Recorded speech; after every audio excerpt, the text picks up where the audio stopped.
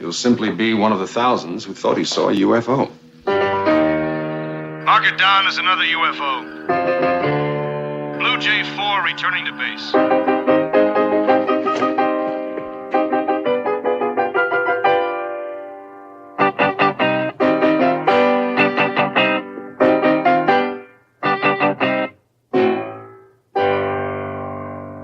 Hey, what's all this noise? Would you kindly get off the stage? I'm in the middle of a concert. A concert? Honey, you're gonna put the paying customers to sleep with all this jazz. You gotta get the new sound.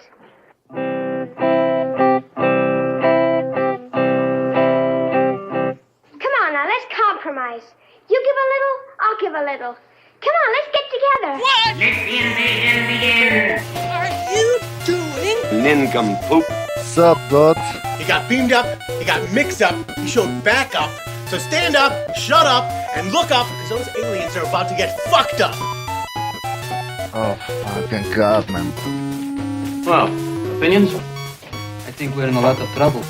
That's a great help, Mr. Chekhov, Bones. Well, I think Mr. Chekhov's right. We are in a lot of trouble. Spock, and if you say we're in a lot of trouble. We are.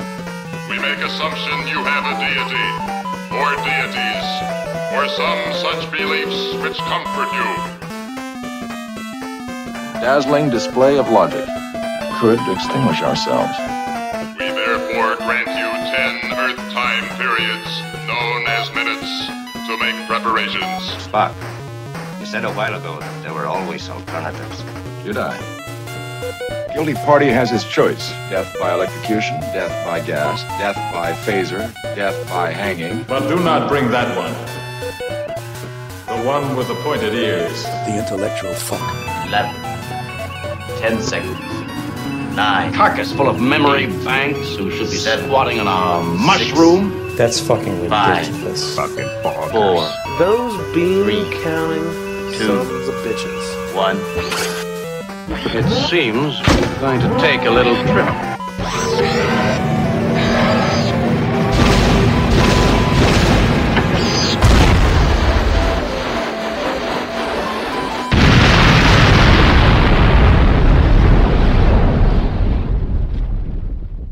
Welcome to the last episode of FTK. This is the end. Kind of. Actually, I don't want to dwell too much on this outro because I've got my mind ahead on the podcast that we've got coming up. In fact, it's already in iTunes.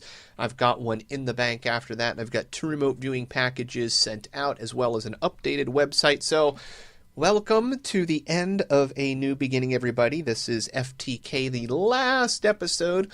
It is with Failed, Jerry, Justin, myself, and James, and Susan makes a brief appearance as she hops into the Zoom.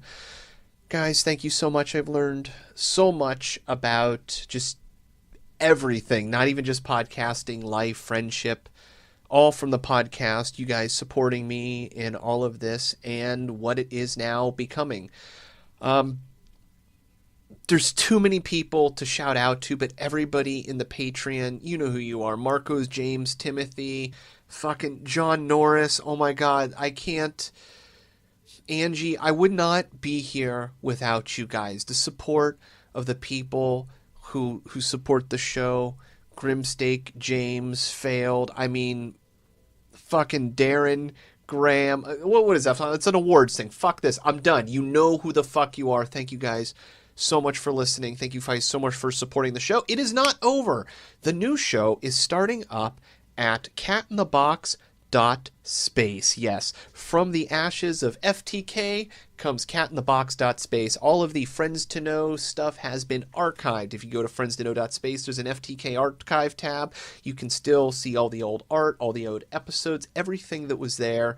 But now there's also a Cat in the Box tab. That is a double entendre. It is a podcast on the remote viewing that we have been doing. God damn it, Justin, I did not think that this was going to work. I kind of thought it was a stupid idea, and you proved me wrong, and I have become obsessed with it, and really happy to see this kind of become the pearl in a new podcast. So head on over to catinthebox.space. space. Like I said, it's already in iTunes. New structure on the website, which is going to make it a lot less time consuming for me to upload episodes, and as well as won't stop me from rambling. Thank you guys so much for coming along with the show.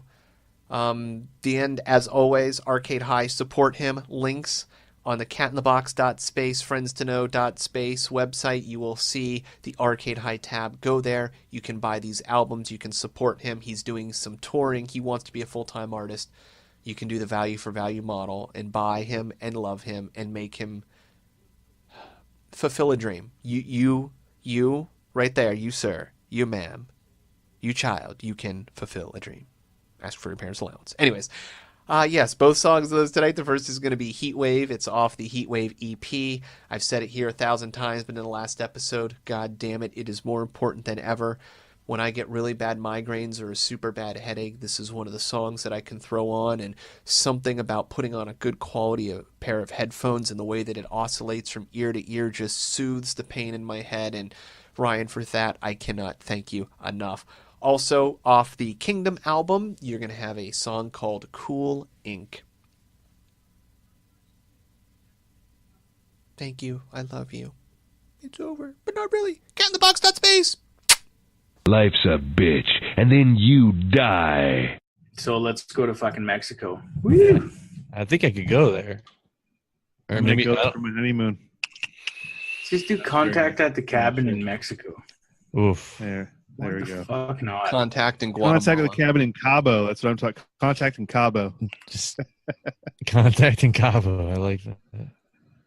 Contact in Colombia. Yeah, now we're talking. Contact in the Caribbean.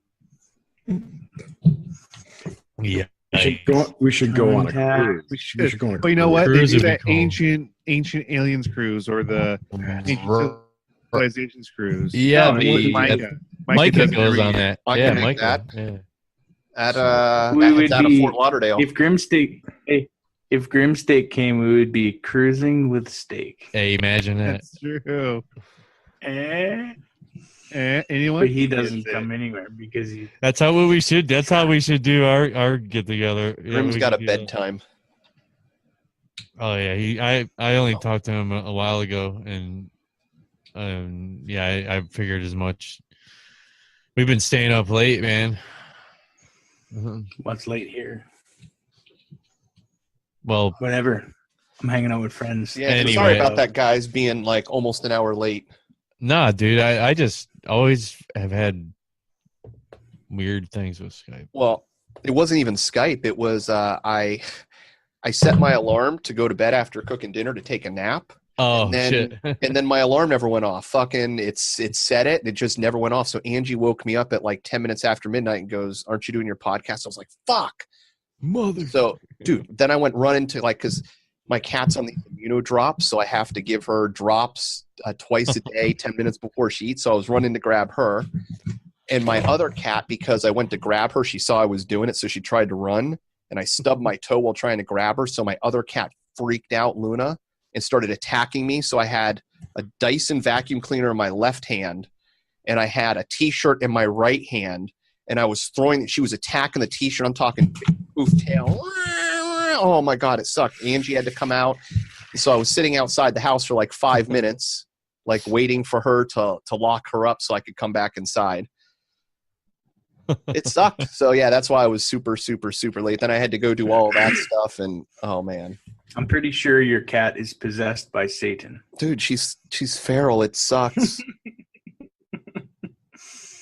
It sucks. She goes from being the sweetest little thing, sitting around all day doing nothing, to, "Oh, what the fuck are you doing to my sister?" I'm like, dude, I do this twice every fucking day. I've never heard her a day in my life. I'll kill you, motherfucker. Take this. No, I know Jerry is pretty tired. Should we get into it? I'm ready to dive in now, guys. I didn't even get to do it. I've been in like a Zoom room since 6 o'clock. Holy shit! Yeah, we have. And here he is again, back in Zoom. Well, I'm excited about this one. The last few have been really successful. I really Well, the last one was a complete flop. Well, not the one at the cabin, but the one before that was a complete flop. I think it's the worst I've ever done. 0 hits. This was crazy. Just the 2-digit or the 2 thing. I'm like, oh man. So I don't know. 2 digits. All I saw was a swimming pool. Dude, if you open the picture, there's the whole digit. That's what I got. Like an outdoor swimming pool. Well, this will be interesting because all I got was the. Well, Adam sent me a picture. It said OV. That was it. So I click on it. And I went off of that. So we'll see what happens. That's all good because Jerry didn't even do a target once, and he was good. Right. That's what I'm wondering. Like, we'll see how this goes. Well, I don't know. I might be winning. So, I don't have one to give. So, who would like to start off with their remote viewing? Oh, yeah. By the way, before we get into it, I should say this is actually the last episode of Friends to Know. What? Yep. What? Say it ain't so. Yep. But that's okay. Say it ain't so. But it's like the Phoenix, right? This is the Phoenix because there's a new podcast based around remote viewing that's going to be starting right after this called Cat in the Box. Whose idea was that? That was Justin's idea. Oh, by the way, it's on iTunes right now, so you can download it. Oh, so we're gonna burn this motherfucker down, and out of the ashes will rise pure remote viewing pleasures. Exactly. It's going to be a podcast that's based around proving personal magic to yourself. Burn it down. It's a good concept. You have to do that. So yeah, Cat in the Box. Look it up, or go to catinthebox.space. Dun, dun. Burn it. Cat. It's like Schroeder's cat. You don't know if it's alive or dead. I was thinking like a triple entendre there. Yeah, it's either a cat in a litter box, a cat in the box, dead or alive, or maybe it's a pussy. I don't know. Could be both. Or a cat in a hat, but in a box. Yep. All right. So would you? Oh, so actually, let's give out the ID. It was. I'm going to pull up my picture in front of me. For those playing at home.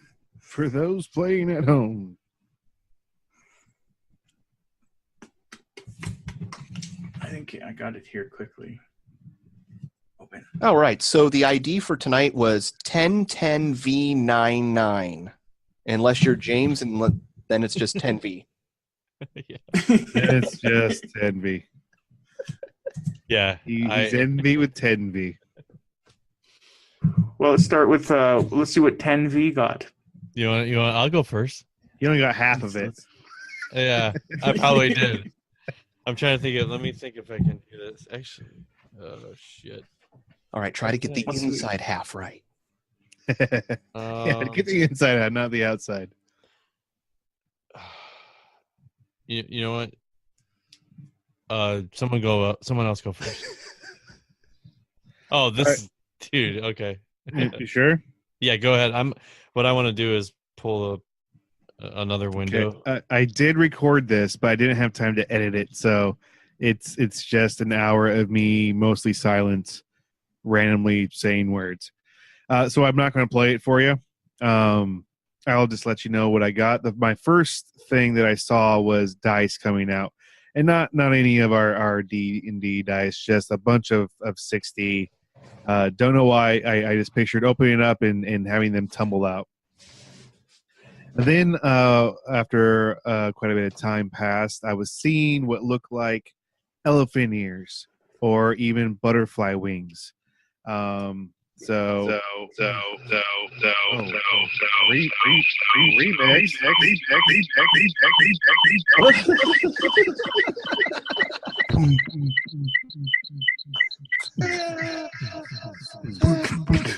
Who is this? There you go. Thanks, Thanks, bud. Appreciate that. So, elephant ears or butterfly or moth wings. Still not sure what it was, but it was kind of going back and forth between them. And then after that, I saw a chariot. Wow. And actually, what I first saw was a really awkward man who was riding a wooden motorcycle. and then it quickly became a chariot. So that's what I got: dice, elephant ears, and or butterfly wings or moth wings, and a chariot. We'll see. I don't know. So for mine, I was trying to picture, and I didn't even see the box or nothing. I just had the target, and I saw 3 things: a bear, like an animal bear, a triangle of some kind, and seashells. Seashells. Down by the seashore. Down by the seashore. That was my remote viewing pleasure. All right, Cruz, get your shit together. I got it, dude. All right. So I put on some binaural beats. I'll set the setting. Yeah, I came down a little bit before the show, and when I was messing around, well, before I started messing with Skype, yeah, sat down with some binaural beats. I probably made it a good 15 to 20 minutes out of the OV. Yeah, so I split it in half. That's kind of how I do these, really. Like, it's like an area code and then a address type. I don't know. It's how I view it in my head. So like one half I go for feeling, and then the other half I try to bring in the visual aspect to what it is. So it's like half and half. But that's an interesting method. Yeah. And now I will show you kind of what I got here. Oops, wrong way. If you can see.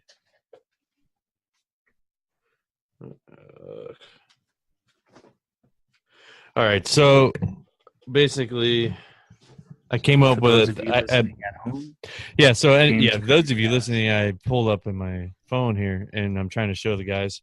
But I came up with the number 2, with a circle. I drew around it. I came up with I was picturing I failed. I had a triangle, but I was picturing like set and setting. So I had a mountain with like a snow-capped peak on it. Feelings I got were like blue, cold, water, crisp, and then I got like sleek. And from that it kind of ventured into towards like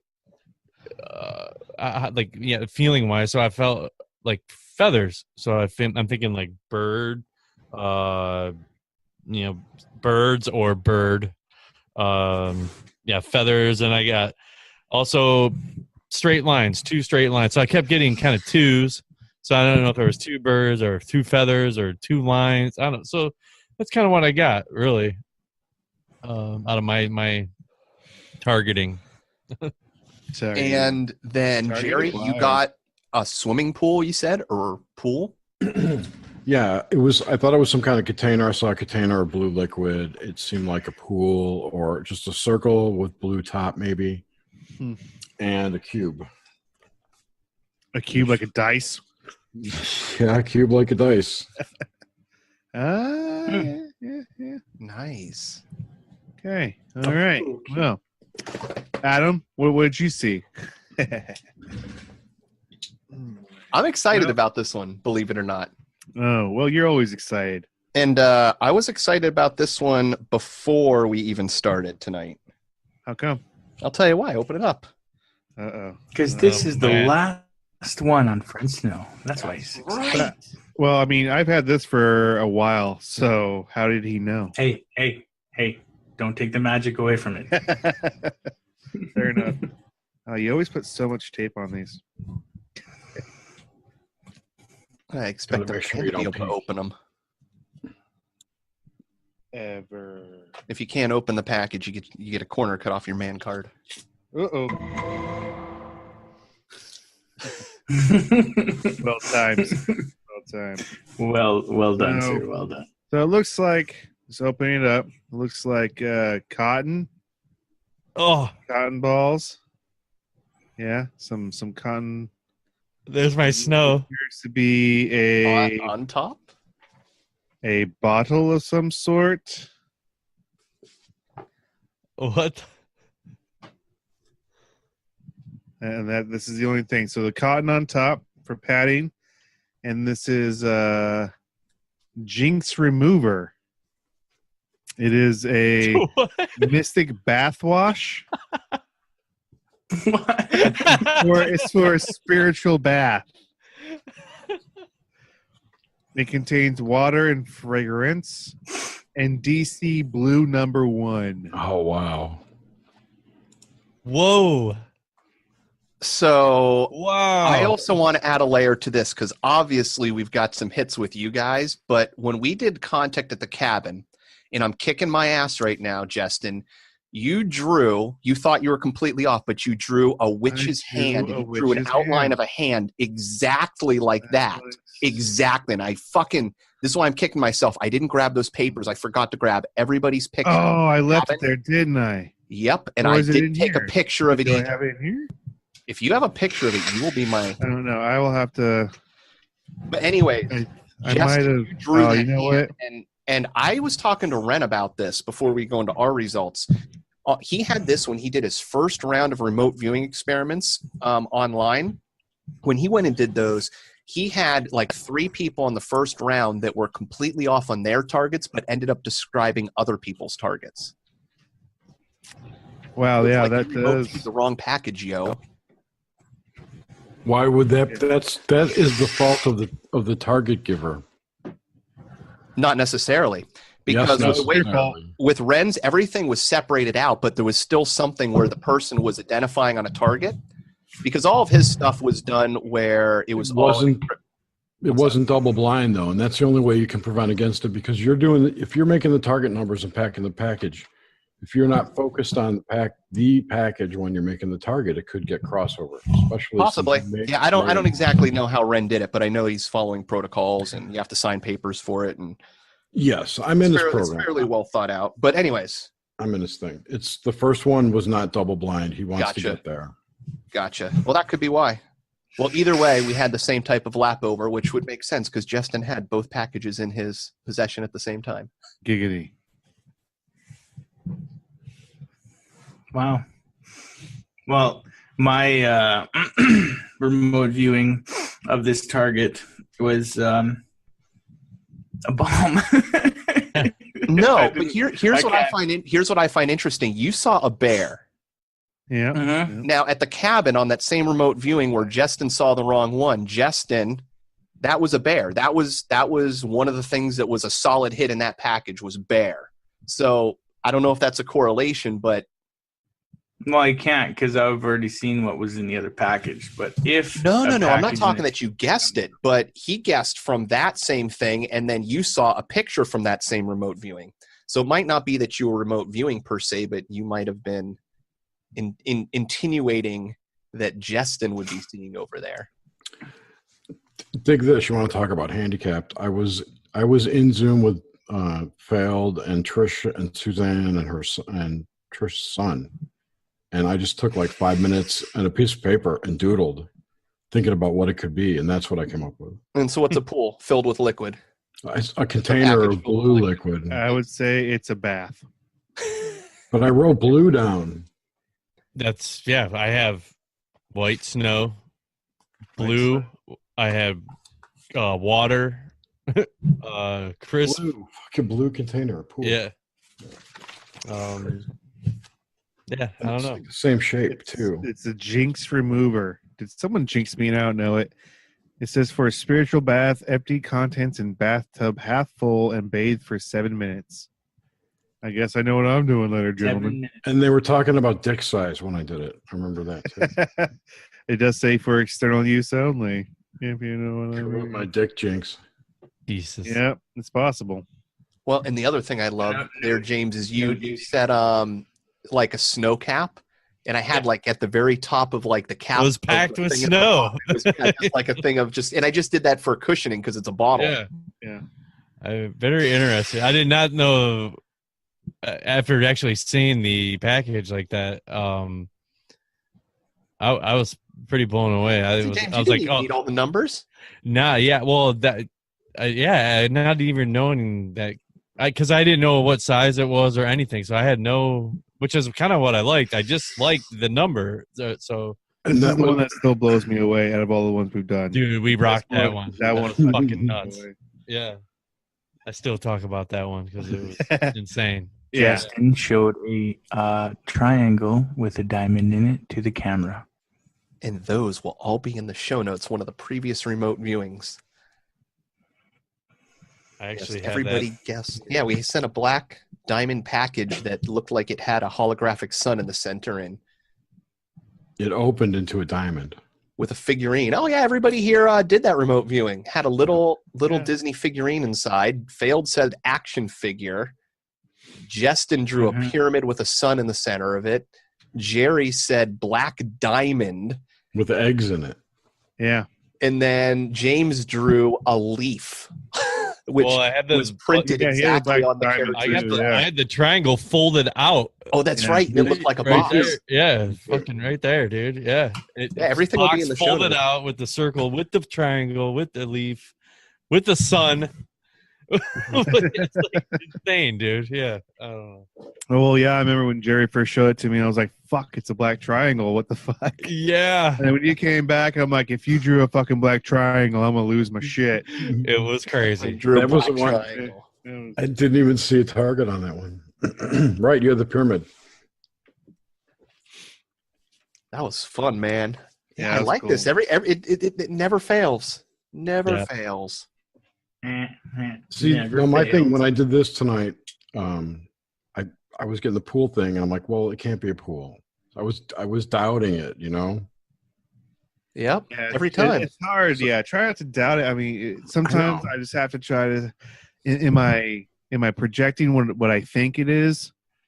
Because I'm trying to just let my mind go blank, which isn't easy to do all the time. No, especially when they're talking about dicks. Yeah, true. Suzanne was there. She usually is. This is true. Suzanne is here. I am. Sorry to interrupt. Jerry sent me the link. I didn't know what it was for. You knew what it was for. Hi, guys. Hey, you doing a podcast right now. She asked me, are you on FTK? Are you doing FTK? And I just sent her the link. So what else could it be? I didn't know if you guys were still talking. I'm busting your stones. Relax. I know. Hell yeah. So, Suzanne, what did you get? Yeah. What did you get for the remote viewing? I didn't do that one. I haven't done any of them. So that one. I have a package that will be remote viewed. I got a package. Well, now, James, so here's a question. Do you want to do that next week? Yeah, let's do it. Whatever you want. And whatever Justin has one. Yeah, All whatever right. you got scheduled, man. Whatever you want to do. Okay, so next Friday night, you are going to be on the first episode of Cat in the Box. Yeah. Is it a one person at a time kind of thing? Not that I want to go. I'm just asking. Nope, it's going to be essentially whoever's there remote views the package, and then we talk about whatever afterwards. So it's basically this show, but only about remote viewing? No, it's just going to be this show just restructured. New name, new website tab, new way of everything getting posted, different intro. I want to be less involved. How is that possible? James, Fair enough. So Friday night, you had extra work. Yeah, no shit. No, I'm down, dude. Yeah, it'll be fun. It'll be cool to be on the. Awesome. You got your package there? I do have it. Yeah. All right. Well, you want to read the number off to everybody? Or I can get it. I've got a photo of it. I have it. Hold on. Yeah. Awesome. He only has half of it, though.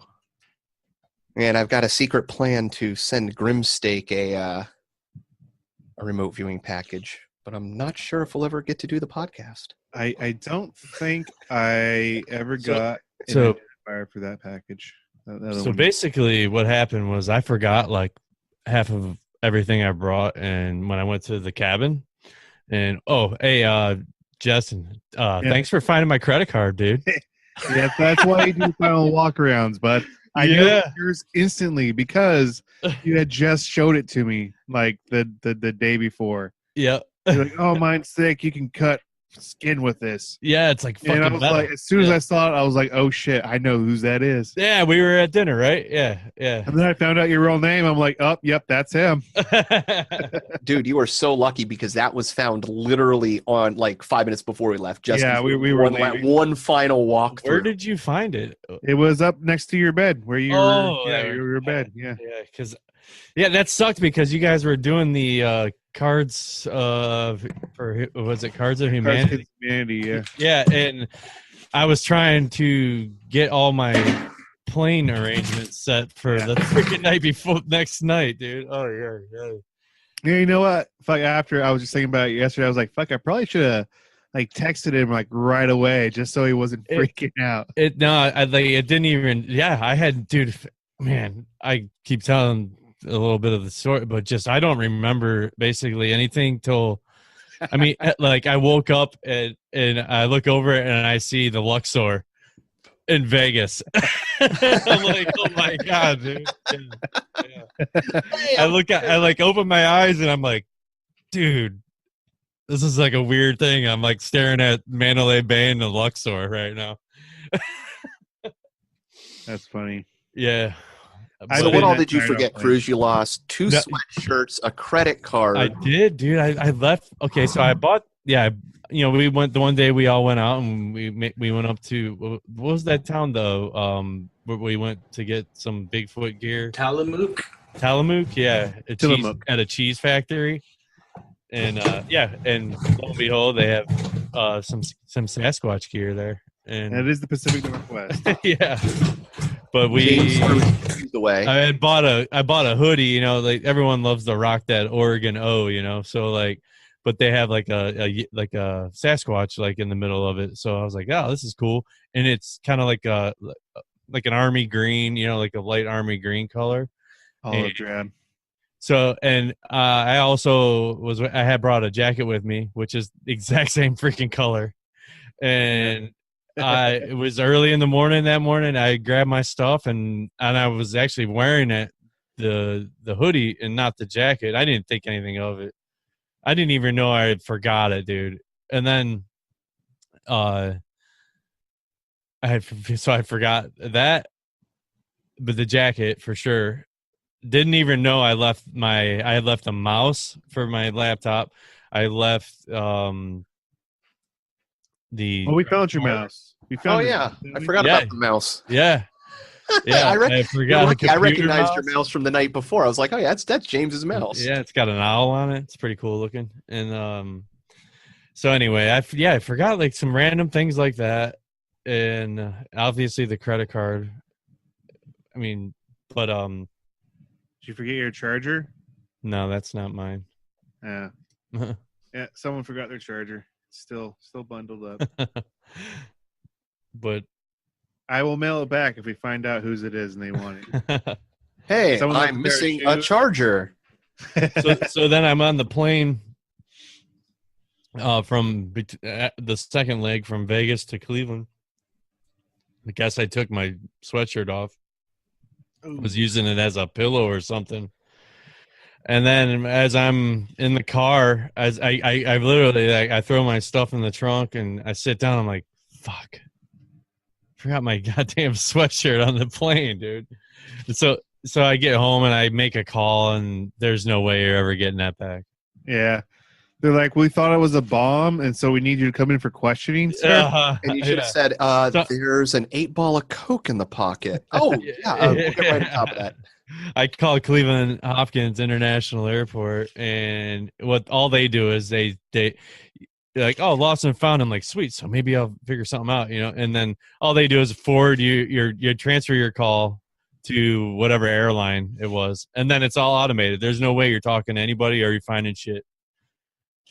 I don't know. So yeah, I lost all that shit. I lost 2 freaking jackets. And you're the guy I want to travel with. I'm just gonna keep an empty bag next to me and pick up everything you set down. Yeah. I get my vacation paid for with your credit card. I get clothing. I need to bring clothes with me. Oh, look, another jacket. Yeah, that was crazy, dude. It was such a blur. The whole weekend. Hashtag worth it. Well, dude, you had no sleep. That was the thing. Like, I was rocked. Plus, yeah, just smoking partaking constantly. And just my head was spun just from lack of. There's so sleep. much partaking. I'm pretty sure I might have accidentally partook. I would just by being imagine. around you Yeah. fuckers. Yeah. There's a few times going, man, there sure is a lot of partaking going on around here. Which, I mean, but other, I remember having 6 joints in my pocket at once. Dude, we were. I was like, and not little ones. They were all 1 and 1 and Adam, a half. Holy shit! So I have like 8 grams of joints in my pocket. Adam walks out with half the store. I'm like, holy shit. Yeah, my friends made out like bandits. I'm like, how hey. are we gonna? Are you gonna smoke all this, dude? We gotta leave in like 5 hours. Yeah, there's quite a bit that I brought back with me. My friend, I was like, hey man, like everyone doesn't live in legal states, and they left all this stuff. He's like, what?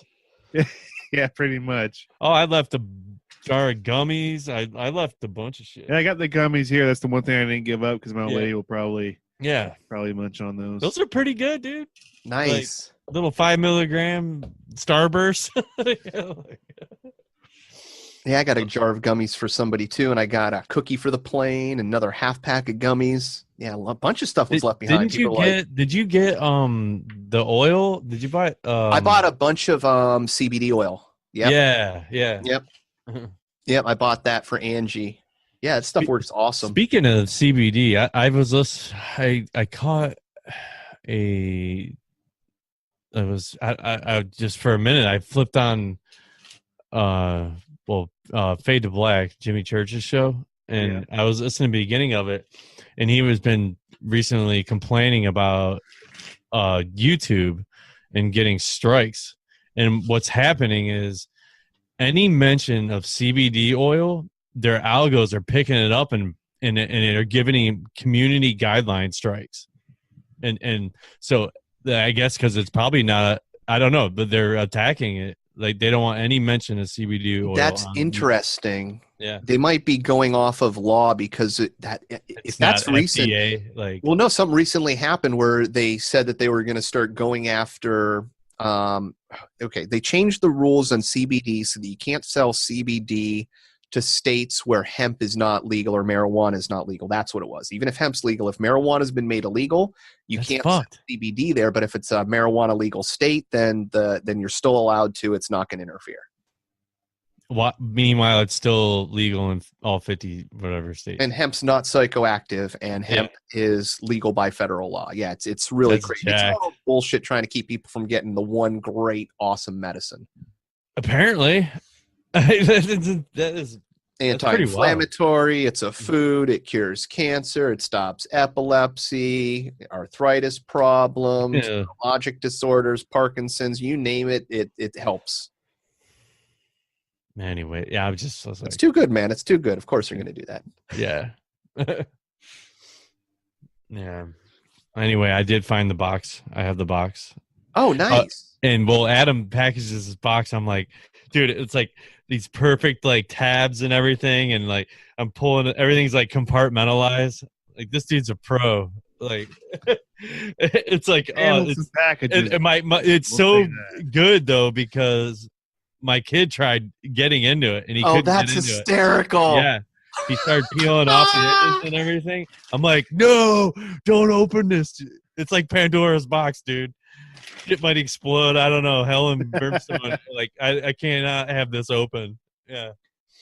But it was cool. It did not explode. He tried peeling some of the duct tape. It's bright pink.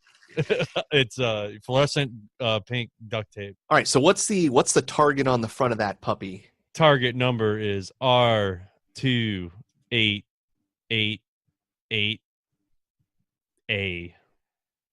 R2888A. 48. Sorry. 48. Target number 428888A. Who comes up with these target numbers? Yeah. Some cat. Some idiot. Yeah, no, you know what the crazy thing is? I worry about coming up with the numbers because I only pop them into my mind at the last second. I'm like, well, what if this is out there somewhere else? Like, what if this is a product name? Or what if it's close to some sort of UPS tracking code?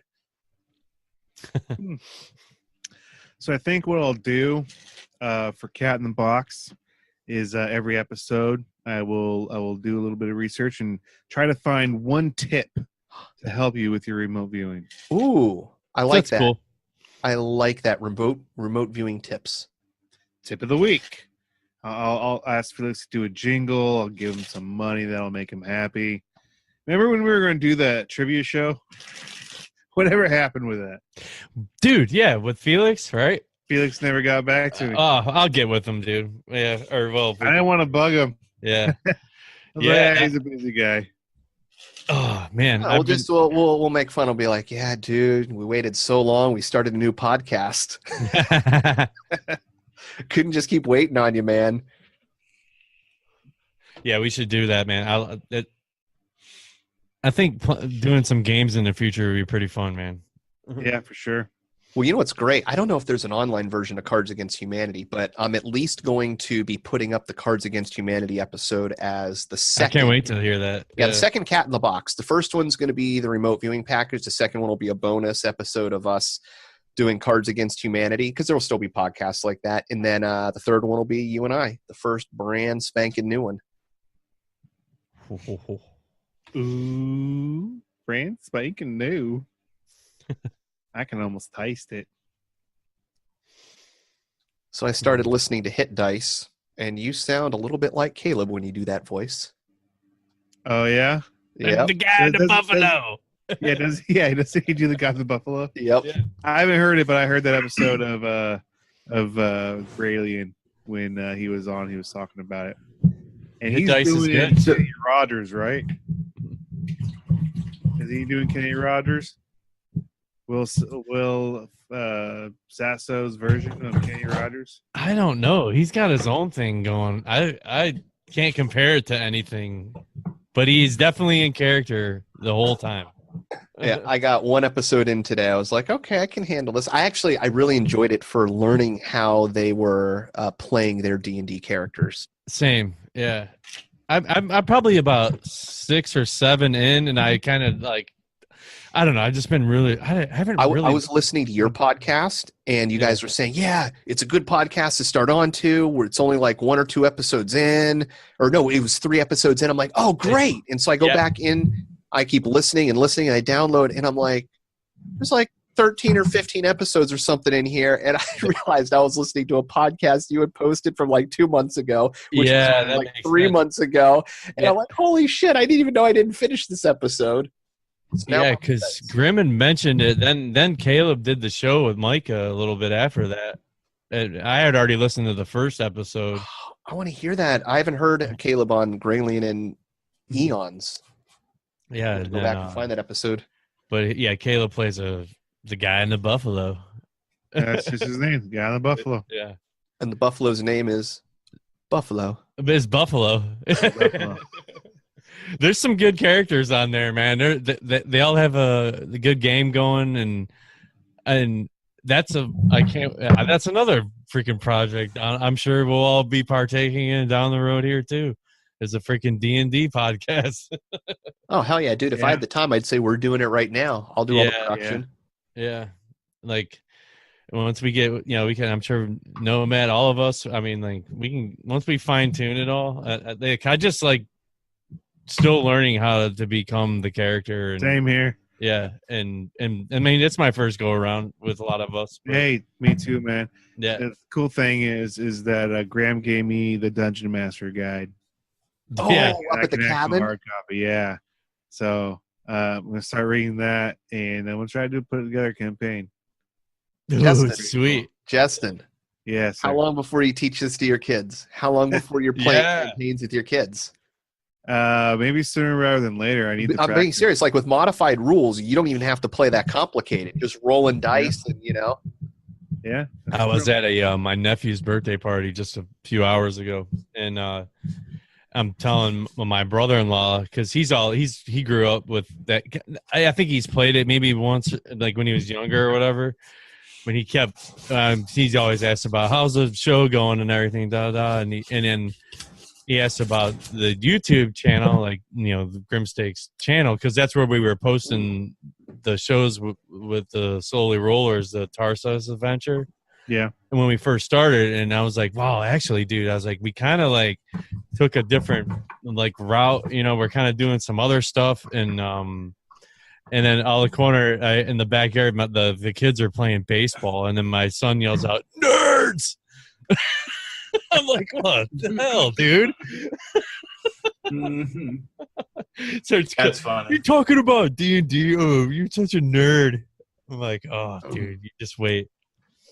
You just wait till you go to. Wait. Is that your girlfriend there? Here, I got some baby pictures I got to show you. Well, just that, and here's the first time he used the toilet. Yeah, I was like, Here's the time he peed in the closet. I was like, just from playing this game, I've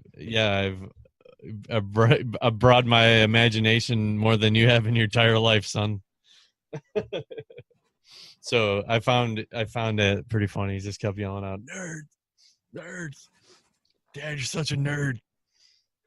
Starting to tell him, be like, nerd. Don't make me create characters around you. I was like, I would love to get it. Become the DM and get in some spooky stories and stuff and have fun with it, dude. It'd be really cool. Yeah. Those little one-off battles with the kids, it'd be cool. Yeah. Really funny because this is probably exactly what James Cruz would have said before he met all of us. He would have been like, "Nerd, fucking nerds." No, I just I don't know. Like I never was exposed to it when I was younger. Really, I didn't really. I mean, I've heard of it kind of, but it's just no one I knew played it or anything. I just never came across it. See, that was the opposite. All of my friends played. Okay. I had two close friends that were brother and sister that played literally twice a week, 15 years, 20 years, something like that, until he moved out of state. Man. So yeah, I missed out on a lot of fun play with my friends. I just didn't do it. I'm like, okay, you guys have fun. They'd have games where they'd be like 15, 20 people over playing around, like all playing on a pool table. Wow. Well, I don't know. I like the new stuff we're doing. I like the cool little the D20 whatever is it? Was it D20 program? Is that what it's called? What is that? Roll20? Roll20? Yeah, I don't have my computer here. That's a great visual aid. I've missed out on the last few apparently. What's this? The roll. Well, it's just it's awesome. It's like I was doing with the maps, but more enhanced. Yeah. I did see that. That's pretty cool. They have all our characters, and it has the grid overlaid on top of whatever image, whatever map you want. Here's what's great. There's no more going, how far away are they? Yeah. Okay. All I do is drag the tape measure. Everything's scaled properly. It's amazing. You can move yourself into position into the battle. You can tell when you're flanking and not. Line of sight. Yeah, like each of us could log in the Roll20 and then move our own character, whatever you wanted to do, or just tell the DM. Yeah, let's say we had a lot of time to invest in this program and we were running big campaigns. We could even go load our entire character sheets in there. You can roll initiative in there and have it set up. You can stack it so that the program knows how healthy you are and you're subtracting points and it's showing your health on your character in the screen. I missed out on the last bit of the tournament. Who won? Grimstick won the single match. Grim won? Go Grim. Yeah, he kicked my ass. Really? What is Grim again? I think it's bullshit. I couldn't use any magic. I'm a fucking sorcerer. Damn it. What do you mean I can't use magic? Guess I'll bring my fucking short sword, fuckers. I would have been dead a long time ago if he hadn't been rolling like twos. Dude, we tore it up against the this basically I don't know, I can't remember the type of term, but the way I'll explain it is if you remember in the Thor movies, Loki's guardian, like that big metal robot thing that comes down to Earth and is blowing shit up. So it's a Gollum, yeah, like that. Iron Golem. It's like, so we're fighting this thing, and everyone is getting their ass handed to them. People are dying, and every time someone's just firing off an arrow at it, it's just bing, bing, bing, bing. It's just flying off this thing. So like, how are we gonna get it down? Like, and at one point I had a spell left, so. Oh, you got to use magic? I did. Well, this you could, yeah. Not against the one-on-one stuff. I got my ass handed to me in that, and but so I threw down a grease spell, which knocked it down. It slipped and fell, and everyone was able to pummel its head and beat the shit out of it. And everyone's like, "Go James, go James!" No, it wasn't even me that was doing it. I just happened to get him down, and then that inflicted all the damage on it. So like, okay, that's the only way this thing is. Had against advantage basically, so but you only had one spell. Yeah, so we only kicked its ass for 3 turns, and then everyone else was back to bouncing arrows off of it. So then, I was like, okay, I have a whip, and then I was like, oh shit, we all have rope. So I chucked. Was it? Was it me and Graham? Was it Graham? I think it's usually Graham. Yeah, maybe it was me and him. But basically, they took a rope and then we just ran X's around each other, around the legs of this thing, knocked this freaking thing down, and then Graham was able to run in with just the axe hammer to the fucking skull and kill it. Now, would you really have been able to do this if you had not watched Empire Strikes Back? Because I'm pretty sure that that was cheating for your character. It was an inspiration, yeah. Because I'm thinking, how we're never gonna do it. We're all gonna die, dude. Like Imperial Walkers. Yeah. Dead ahead. It's like it needs to get knocked down somehow, and everyone is out of spells. Everyone's out of everything that could kill it. It's just, thank God. Like, I don't know. So was everyone who was in the tournament got to fight the Iron Golem, or was it just people who, it was a team thing. It was a team battle. Yeah. Oh, so had I been there, I could have partaken. God damn it. And then, but now, yeah. So now there's gonna on the next episode on Monday. There's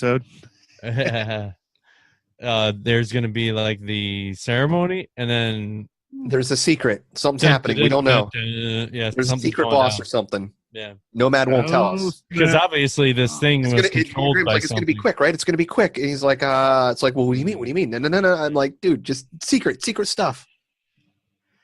Yeah. So this thing was being controlled by something, and then we might find out. Yeah, my washer went out last Thursday, the day Thursday before last, and fuck, man. I mean, I've had to fuck with it before, but this time it was pretty bad. So I tore it apart on Saturday and cleaned the filter and the pump and put it all back together. And I kept on getting this error code, right? And I was like, well, fuck me, man. Like, I guess I need a new pump. So I got on Amazon, bought a new pump. It'll be here Monday. All right, well, I guess I know what I'm doing Monday, right? Yeah. Those are starting to pile up. And so Monday, after I get it all taken apart and I get it all put back together, I turn it on and the fucking same error code's popping back up. Dude. I'm like, motherfucker, right? So I'm going through everything, and then toward the end there, I figured I cleared the error code, right? Yeah. And I had to do some other shit, and it started to work. So now I'm thinking I didn't even need to fucking buy a new pump. I'm thinking all I had to do was clear it out and clear the error code, and it would have been fucking fine. But whatever. Yeah. The new pump was like $23, so whatever. Whatever. It works now. Do you remember when you didn't have to clean filters in a washing machine and they just ran for fucking 40 years? You just put them in the basement because they sounded like death? Well, this washer has ran for a long time. So okay, dumb question. What was the reason for not going and getting a new washer if you keep having bad problems with it? Well, so usually what all I'd have to do when it wouldn't drain was Fonzie it. And that's all I would do. And I'm assuming what that was doing was just knocking some shit loose so that the pump would work. Like all I would do was just rock it back and forth like really hard. And usually like after a while it worked. It worked for like, 7-8 months. And then it might start acting up again. And then I just have to do it once and it's good for like another 7-8 months. This time it was a no-go. I pulled some nasty shit out of there though. Like tore apart many. I've got these commercial washing machines at the apartment that I work on. Oh my god, they're a nightmare, dude. I got one right now. I tore the whole thing apart. I took the drum out and everything to replace the bearings in the bottom of it. Brand new shit. Put it back together. It still sounds like a fucking tornado coming through, dude. I'm like, it's the biggest piece of shit ever. I hate it. Yeah, like I've probably fixed like 3 or 4 of them. I'm pulling dryers apart, fixed those. And these things have change machines in them, so like there's mechanisms involved with that. I've seen socks get sucked into randomly. Like if they get high enough, they'll get sucked up into the top part, and then they'll get in your pump. I've seen socks get stuck in a pump before. Wow, insane, dude! I'm like, how the fuck?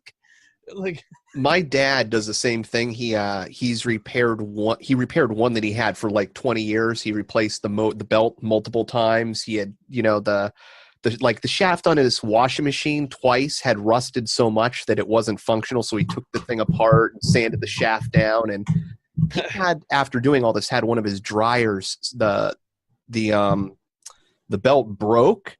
His laundry caught on fire. When he opened it up, it was smoking and smoldering. I was like, God damn, Dad. One weird thing I had effect with a dryer before. I was in our other building. We were this guy had lived there for like 20 years and he was a smoker. This place was fucking black. And so I had to kills the entire place like twice. So, and it's oil-based primer. So that was wafting through the hallways. And then these dryers that we have in there are gas. So what was happening was the fumes from the kills was burning off through the pilot light into the dryer. So this person was drying their clothes and it fucking ends up coming out smelling like Kills paint. Oh, wow. Yeah. She's like, dude, all my stuff reeks. Da, da, da. I'm like, oh my God. I didn't even think that would happen, but apparently it does. But apparently it does. Yeah, you got to vet that shit out. I was in a building where somebody was spraying. I forget what it was. It was the same thing. It was like a paint fume in the building, but the way that this building was on the island, it was never built with air conditioning originally, so they retrofitted it, and the air just blew down the hallways. Yeah. So this guy sprayed an entire like apartment place in this building, and it sucked it, and you went into the hallways. Your eyes were burning, like they had to like evacuate parts of the building for a little bit. I was like, dude, like yeah, that's like that kills. That stuff's no joke, dude. Whew. Yeah, you got to wear a respirator with that, man. Yeah, I come out feeling all kind of woozy. Man, I don't know. I like messing around with that stuff. I mean, it's think about this. That's harsh, crazy chemicals. If you looked at guys that used to lacquer professionally, when lacquer was the big paint, sure, those guys would come. A lot of them would drink when they'd get home because they were forced to be functional alcoholics because they'd be spraying all day long and it's alcohol. So they'd be breathing in alcohol, getting drunk. They go home and get the shakes. Mm-hmm. They used to paint cars, and it was like same stuff. That shit. Oh.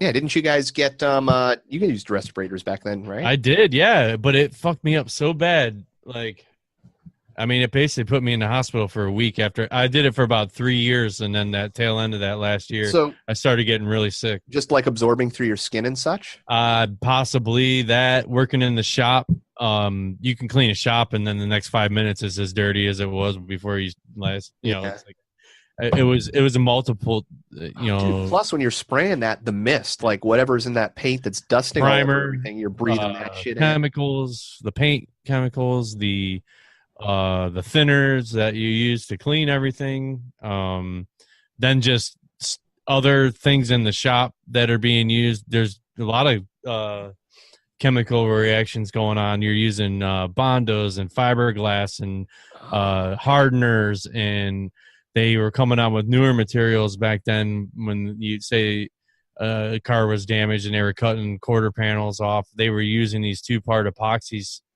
that when squeezed through like a caulk kind of gun, it's like a 2-to-1, comes out, starts creating crazy fumes and chemical reactions. Just I don't know, it was just always around that, and then eventually I kept getting shorter and shorter, like shortness of breathing, and just kind of chucked it up to smoking, like, and it's double smoking basically. And Smoking, and then I was smoking. Yeah, I was smoking and smoking. Plus there was the Cigarette. smoke that there was involved. Yeah. And in the long run, man, I had gone to sleep one night, and my old ex-girlfriend, she woke me up. She's like, "You aren't breathing." I'm like, "Holy shit!" I'm like, "Okay." So I went into the hospital. I drive all the way out to where I grew up, which is like an hour away from where I was living, to go to this doc. I don't know what I was thinking. I just thought I'd go in and get a little checkup, and then I go, and basically they take, everyone's seen them. They put the things on your finger, and it's a pulse ox, and measures how much oxygen's in your blood system. And they're like, "Holy fuck!" Yeah, I was there, and then I immediately, you're like, "Oh man, something's wrong," you know. And then like they kept they kept swearing that I had asthma, all this kind of stuff. I'm like, "No, man, I don't." And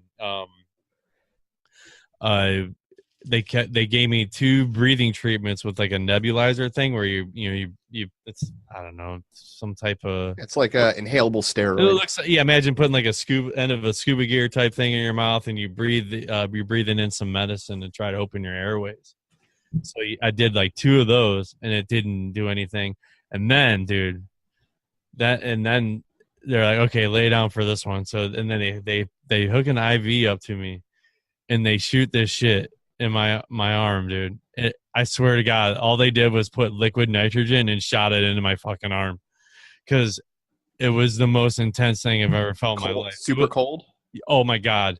I felt it to the tips of my hair, to the end of my toenails. It was like instant.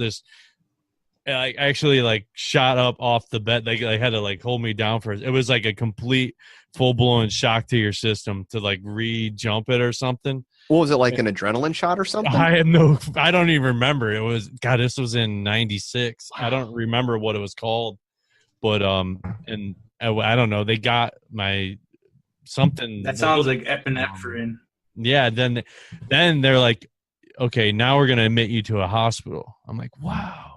So I had to take an ambulance ride to and backtrack that about 30 minutes to a hospital, and then like 5 days later I left. It was insane. Like, all that from chemical exposure. Basically, yeah. I had to call my job, and they were because the docs, they're like, "You'll be here every week. You need to quit your job now." I'm like, that was what I wanted to do. I went to a Votech school. I wanted my own shop. I wanted to be a painter. That was what I was gonna do. You don't see that on the warning labels, do you? Nah, man. Everyone reacts different to things, and I just never thought that would happen. Dude, I knew a lady who had to retire from being a hairdresser after like 40 years of doing it because she had such bad emphysema, and it was because of hairspray. Oh. Using hairspray all day long, because they asked her how many years she smoked. She's like, "I don't smoke." She had such severe lung damage that they thought that she was like a lifetime 4-pack-a-day smoker. I was floored. I mean, like I said, I had only been doing it for 3 years. And dude, that's crazy. Then, yeah, it was crazy. It was crazy, dude. So I'm like calling my boss. I'm like, "I can't come back to work. Like, I'm done." Like, so then, I get to spend the next 4 days thinking like, "Oh fuck, what am I gonna do? What am I gonna do?" Yeah, and basically after that, I worked in a machine shop with, I worked with my bass player that I used to jam with in our band back in the day. He's still in the machine business now. He's like a shop foreman, CNC nice guy. Good money doing a machine. Oh, he's been doing that ever since they got out of school, man. But yeah, so I worked with him for a little while, and then a little after that, I was like, this fucking sucks. I can't do it. Because I was just a parts dude, just putting parts in boxes. I wasn't doing nothing. It was a job though. And then a dude I worked with there mentioned landscaping. I'm like, now that would be dope. I wouldn't mind working outside, mowing lawns, that's doing that, whatever. I ended up getting this job at this place right down the street where I was living in, and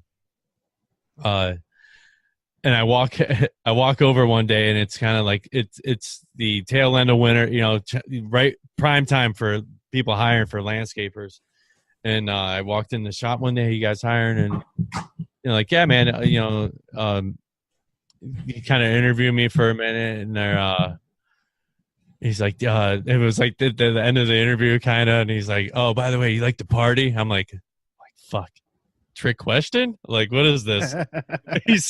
I'm like, I don't know. He's like, I'm like, sure, I don't know, a little bit here and there. Yeah. And, yeah, like, you like to party? I'm like, yeah, sure, you guys do. I don't know. He's like, yeah, good, man, because we do. I'm like, holy shit, okay. So then the next day, it was like a Saturday. He's like, come in on Saturday, man. We'll just kind of get you hip to everybody. And I'm like, okay. I go in, it's like raining that day. There's like nothing to do. And they're like, all right, man, let's go out back and do some of these mowers or stuff. I would go out back there. 2 dudes pull out, 2 big fatties. I'm like, best job ever. Oh, like, yeah. So it was just like that every day, man. Just like, and then I think I was 18, maybe almost 19 at the time. Yeah, it was like, because I was out of school. It was weird because I started all that car stuff when I was young, dude. I was in that hospital when I was like 18. Yeah. Yeah, it would have been 18. So, yeah, okay. I would have been 19 and a half because I was out of school for about a year or so before I went to college. This was all in between all that. But, yeah, so I was instantly made like kind of like a foreman because I had a license and all the other guys didn't have a license. They already had lost them due to drunk driving and shit. And they're like, yeah, here's this 20-foot trailer and a truck. Have fun. I'm like, sweet, dude. I had a route and everything, man. I just drive around, and one dude would roll one up in between each job. It was the best. One of the best summers ever. Yeah. Hell yeah. So then I'm like, fuck, okay. And if you get pulled over by the cops, you just open it and toss it in with some grass clippings. It was nothing back then, dude. What's the grass clippings in here for? I mow lawns, yo. Yeah, dude. I'm covered in fucking green. Yeah. Then after, it just was like, all right, it's time to do something. And then as being always in the art game, that's when I decided to ended up visiting a school down in Pittsburgh, and I just pulled the ripcord and went down there and went to school, man. Then, did a 16-year graphic design career. And then you recently so you did graphic design? So graphic design, and then remodeling it all along in those years of in between all that, like learning. I've always been a builder. I've always been a tinker, good with my hands, stuff like that. I can vouch for that. Yeah. He's amazing with his hands. Yeah. Yeah, so I've always definitely been a hands-on kind of person, whatever, like, oh, it'd be cool, at my buddy's house, I lived with them for a while. It'd be cool to have a deck and a sliding glass door. I'm like, let's build it. Let's cut a hole in the wall, put a sliding glass door, stuff like that, man. Yeah, we built it all. Inside of this house, did a bunch of stuff like that. And then over the years, just kept doing stuff. And, I finally got it. Yeah, and I eventually, been married 13 years now. I've known my father-in-law even longer than that, but I've known him for 16 years. And then like halfway through that whole relationship, we had started to talk about maybe getting together someday, and kind of learning everything and, keeping this thing going. He's been in the property management of his ever since he was in his 20s, basically. Started off with a double and then owned tons of stuff at one point. Shopping mall, this, that, tons of crap. Now it's just down to the two where, he sold everything. He used to have a business partner that they would go in and buy properties and this and that. But like now we're down to 2 apartment buildings and manage like 60 units, and I am Dude, that's a full-time job. yeah, it's for sure it is. Because I don't have work Monday and Tuesday, but then I've got a major flood and I got to redo an entire apartment. So yeah, like right now I could get a call like with all hell breaking loose. You never know. It's like, I actually went to trade school for building and apartment managing. no shit. Really? Yeah, I did. Yeah. Well, trade school is Job Corps. Sure. Yeah. And that was the trade, was building an apartment. Well, actually, when I went, it was called general construction. Okay. They had just named it. It was building and apartment management. But yeah, when I got there was a really cute Frexican that I wanted to get a little close to. Frexican? Frexican, little French Mexican. Oh, it's like freckled Mexican? Oh my God, this chick. That was one cool thing too about going to a vocational school. It was 30-mile drive, a 30-minute drive or whatever to get to it every day. I would go into high school. I had a late arrival. I didn't have to get there for like an hour after everyone else. And I went to school for like 2 periods. Then I was out of class at like 10:30, and then on my way to the other school. And I had like an hour break or so in between all that.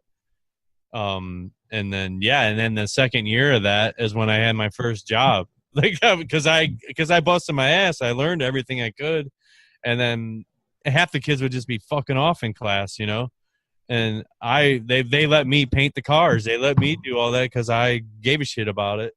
And so I mean, I really, that was what I wanted to do for sure. And but just maybe one day they'll come up with safe paint. I don't know. I don't. The one thing that was cool in the recently and stuff now is like the vinyl wrap game, like all that kind of stuff, like digital graphics. Like you could have a mobile graphics like company basically where you could say like a fleet of vans that are Joe Schmo's heating and air conditioning. Like you could just roll up to a company and do an on-site thing with a CAD printer and just print out graphics and stuff like that. Like, oh, dude, 3D printing. Imagine what you could be doing pretty soon. Shit, 3D printing would be pretty dope. But I don't know. I just don't really mess with a lot of tech. Like I said, I just got really burnt out over it for that long of a career and mess around with the computers. And I like doing what we're doing now to that extent. It's hard to sit down and just get back into it, man. I just did it for so long, and I just tapped out, man. I don't know. Like I've a lot of typesetting is it's like I don't know how many times I could design like the word like North High School. And you can look at there's probably 60 fonts you can look at and you know exactly what they are. Oh yeah, I've spent my life looking at typeset, and the longest stint was in 11 years I did with a screen printing company doing shirts for a sporting goods company for like basically wherever you went to school, like all of Northern Ohio. Like I did it all solely myself. And at a mom and pop multi-million-dollar company where I got paid minimum wage to do it. It sucked. That was the bummer part because you sit and rack your brain and like, I should have ventured out more and tried harder and this and that, but I was married, I had kids, I can't just quit my job, and it was my job, man. And I was loyal to it. I wasn't a quitter. I found it a challenge. It just sucked because I don't know. You can only do what your body will allow you to do. Yeah, and then in the long run, it was a little hostile environment, dude. And oh yeah, how so? Was mom and pop getting on you? Stuff like that. Yeah, that and it was crazy, dude. Like. I mean, the relationship was always cool. That like there was a family ran business, and it was like my boss. Like I knew him before I got the job there. I worked for a it's Cleveland.com, which is one of the top major news sites in Cleveland here. I worked for them, and one of the girls I worked with. I listen to their news. Yeah. Because of you. Yeah, they so they had a lead designer, this girl Kristen, and her husband that's who I ended up working for so I met him a bunch of times before. I knew him before they were married. I knew him a long time, and then after like 9/11, all this stuff, they shit canned everyone throughout the entire company nationwide. This was, like there was Portland.com. There was all these different cities, and these cities are linked to the city's newspaper. So the Plain Dealer, which is Cleveland's top newspaper, is now Cleveland.com. It's like, it's all related. Huge company, dude, but like they nationwide just slashed everybody, and eventually lost my job there. And then I got with Kristen, and because she mentioned, hey, if you ever need a gig, let me know. And so, yeah, I ended up working at the t-shirt place forever. And it's just towards the end, it was a lot of fuck you, no, man, fuck you. Like it got heavy, dude. And like, because of just being taken advantage of and working just constantly being gone, putting in like crazy hours. I had just had, at that point, a year or so into my second son, so I was gone constantly, and I was just, there's this bumming, a lot of different things going on at the same time. It was just turned into a nuclear environment, and there was theft going on there. There was blame being tossed around. There was just a lot of shady stuff. There was drugs. There was this. There was that. It was all coming to a head, dude. It was a lot of depression. I'd get in the car in the morning, turn the key, instant depression every day, and just go in. But it was my job, man, and I got to pay the bills, and that's what I did. Yeah, I'm terrified of having one of those jobs. I had when I worked doing retail theft loss prevention as a manager. Every day was just fucking wake up. What am I gonna do? Is this a drinking day? Contemplate suicide day? You're right, dude. It was horrible. Yeah, and that drive was like a 50-minute drive. Oh no shit! In the winter, add another an hour and a half onto that. Oh yeah, I wrecked a car in the process of over those years of driving one day. Just let it in now. Fuck, it didn't. Now I gotta fix this shit. Yeah, and then it just. And then he woke up in Darren's garage. I mean, that had, and then that boss, but then there was also then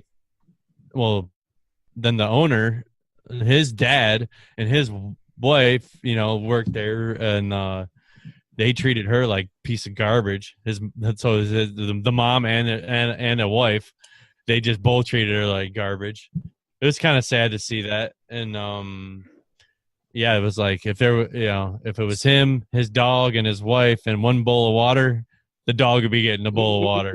Yeah, like that dude would walk out in the back, open. We used to it was like his big warehouse. It used to be like an NTB, like a tire place. So it had like big bay doors in the back part of the warehouse because we had hard goods. Like if a team needed like football gear and stuff, they would come by. That's where they made all their money from, was that. Not barely from the screen printing aspect.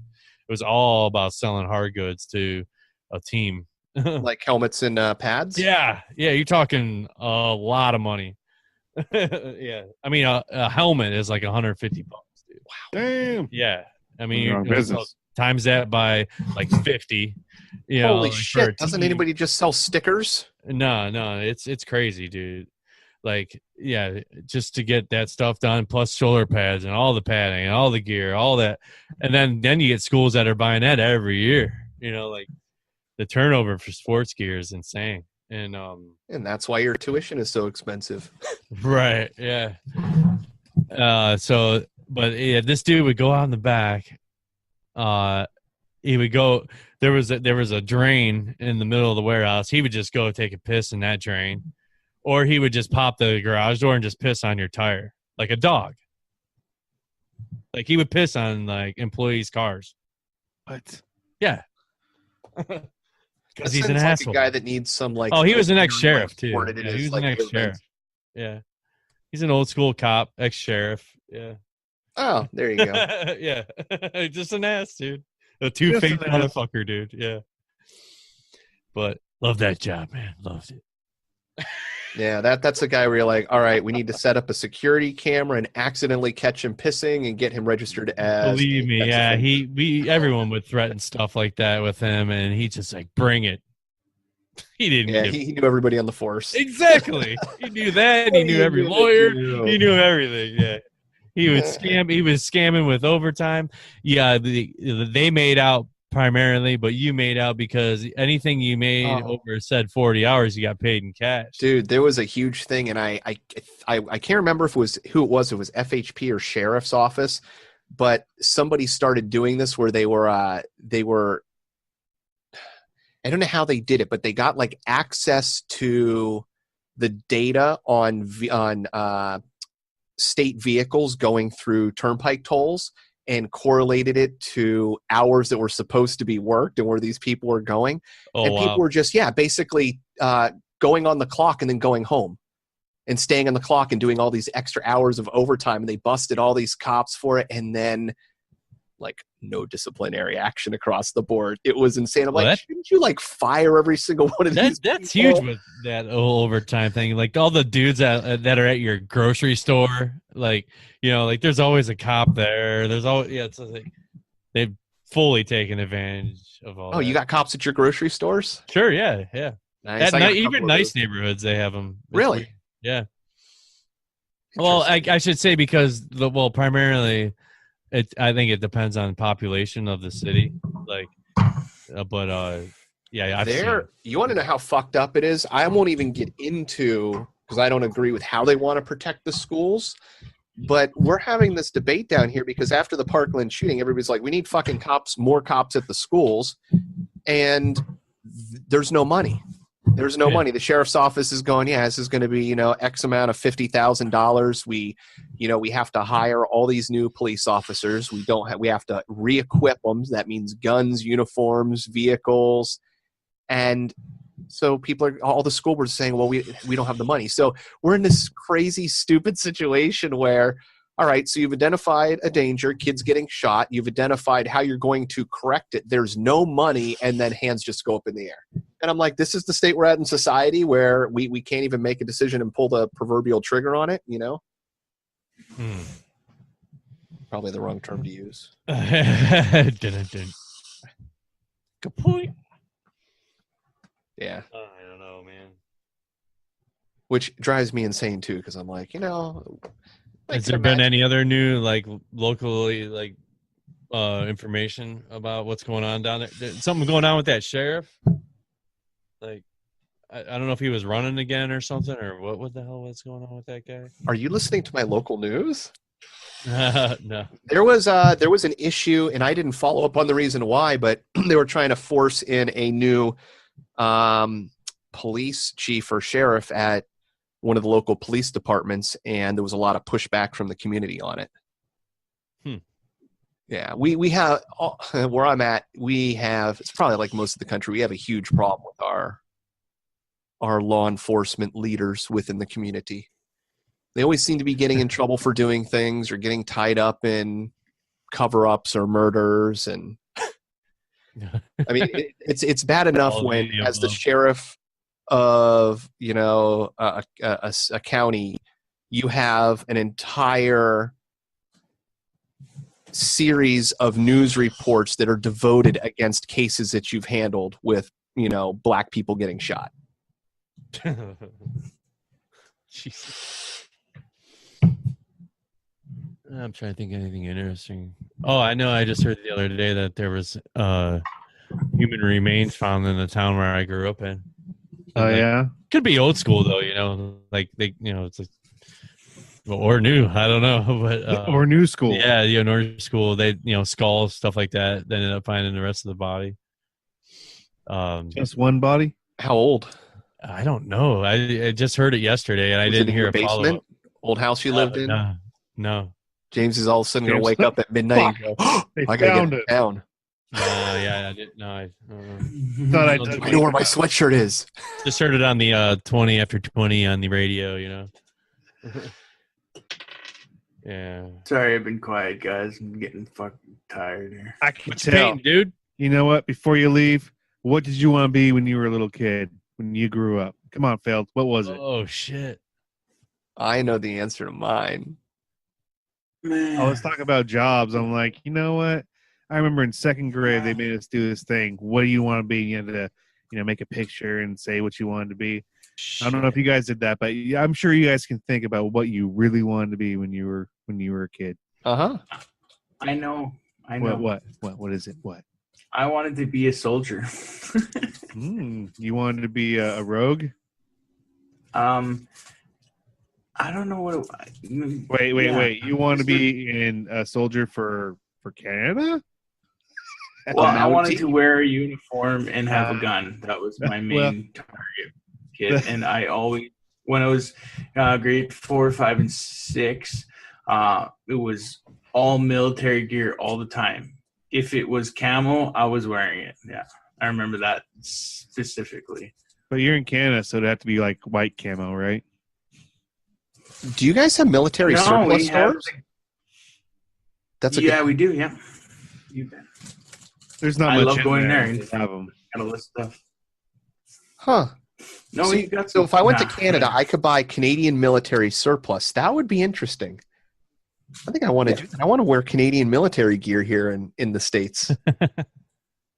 I mean, we look the same. It's the same kind of camo. It's all the digital camo now, but the old school camo I liked. With just the green. Yeah. Woodland. Mm-hmm. Nice. Yeah, after it was crazy. When I was a kid, we'd go, especially right after Desert Storm, there was a huge amount of surplus military gear going to the local gun shows.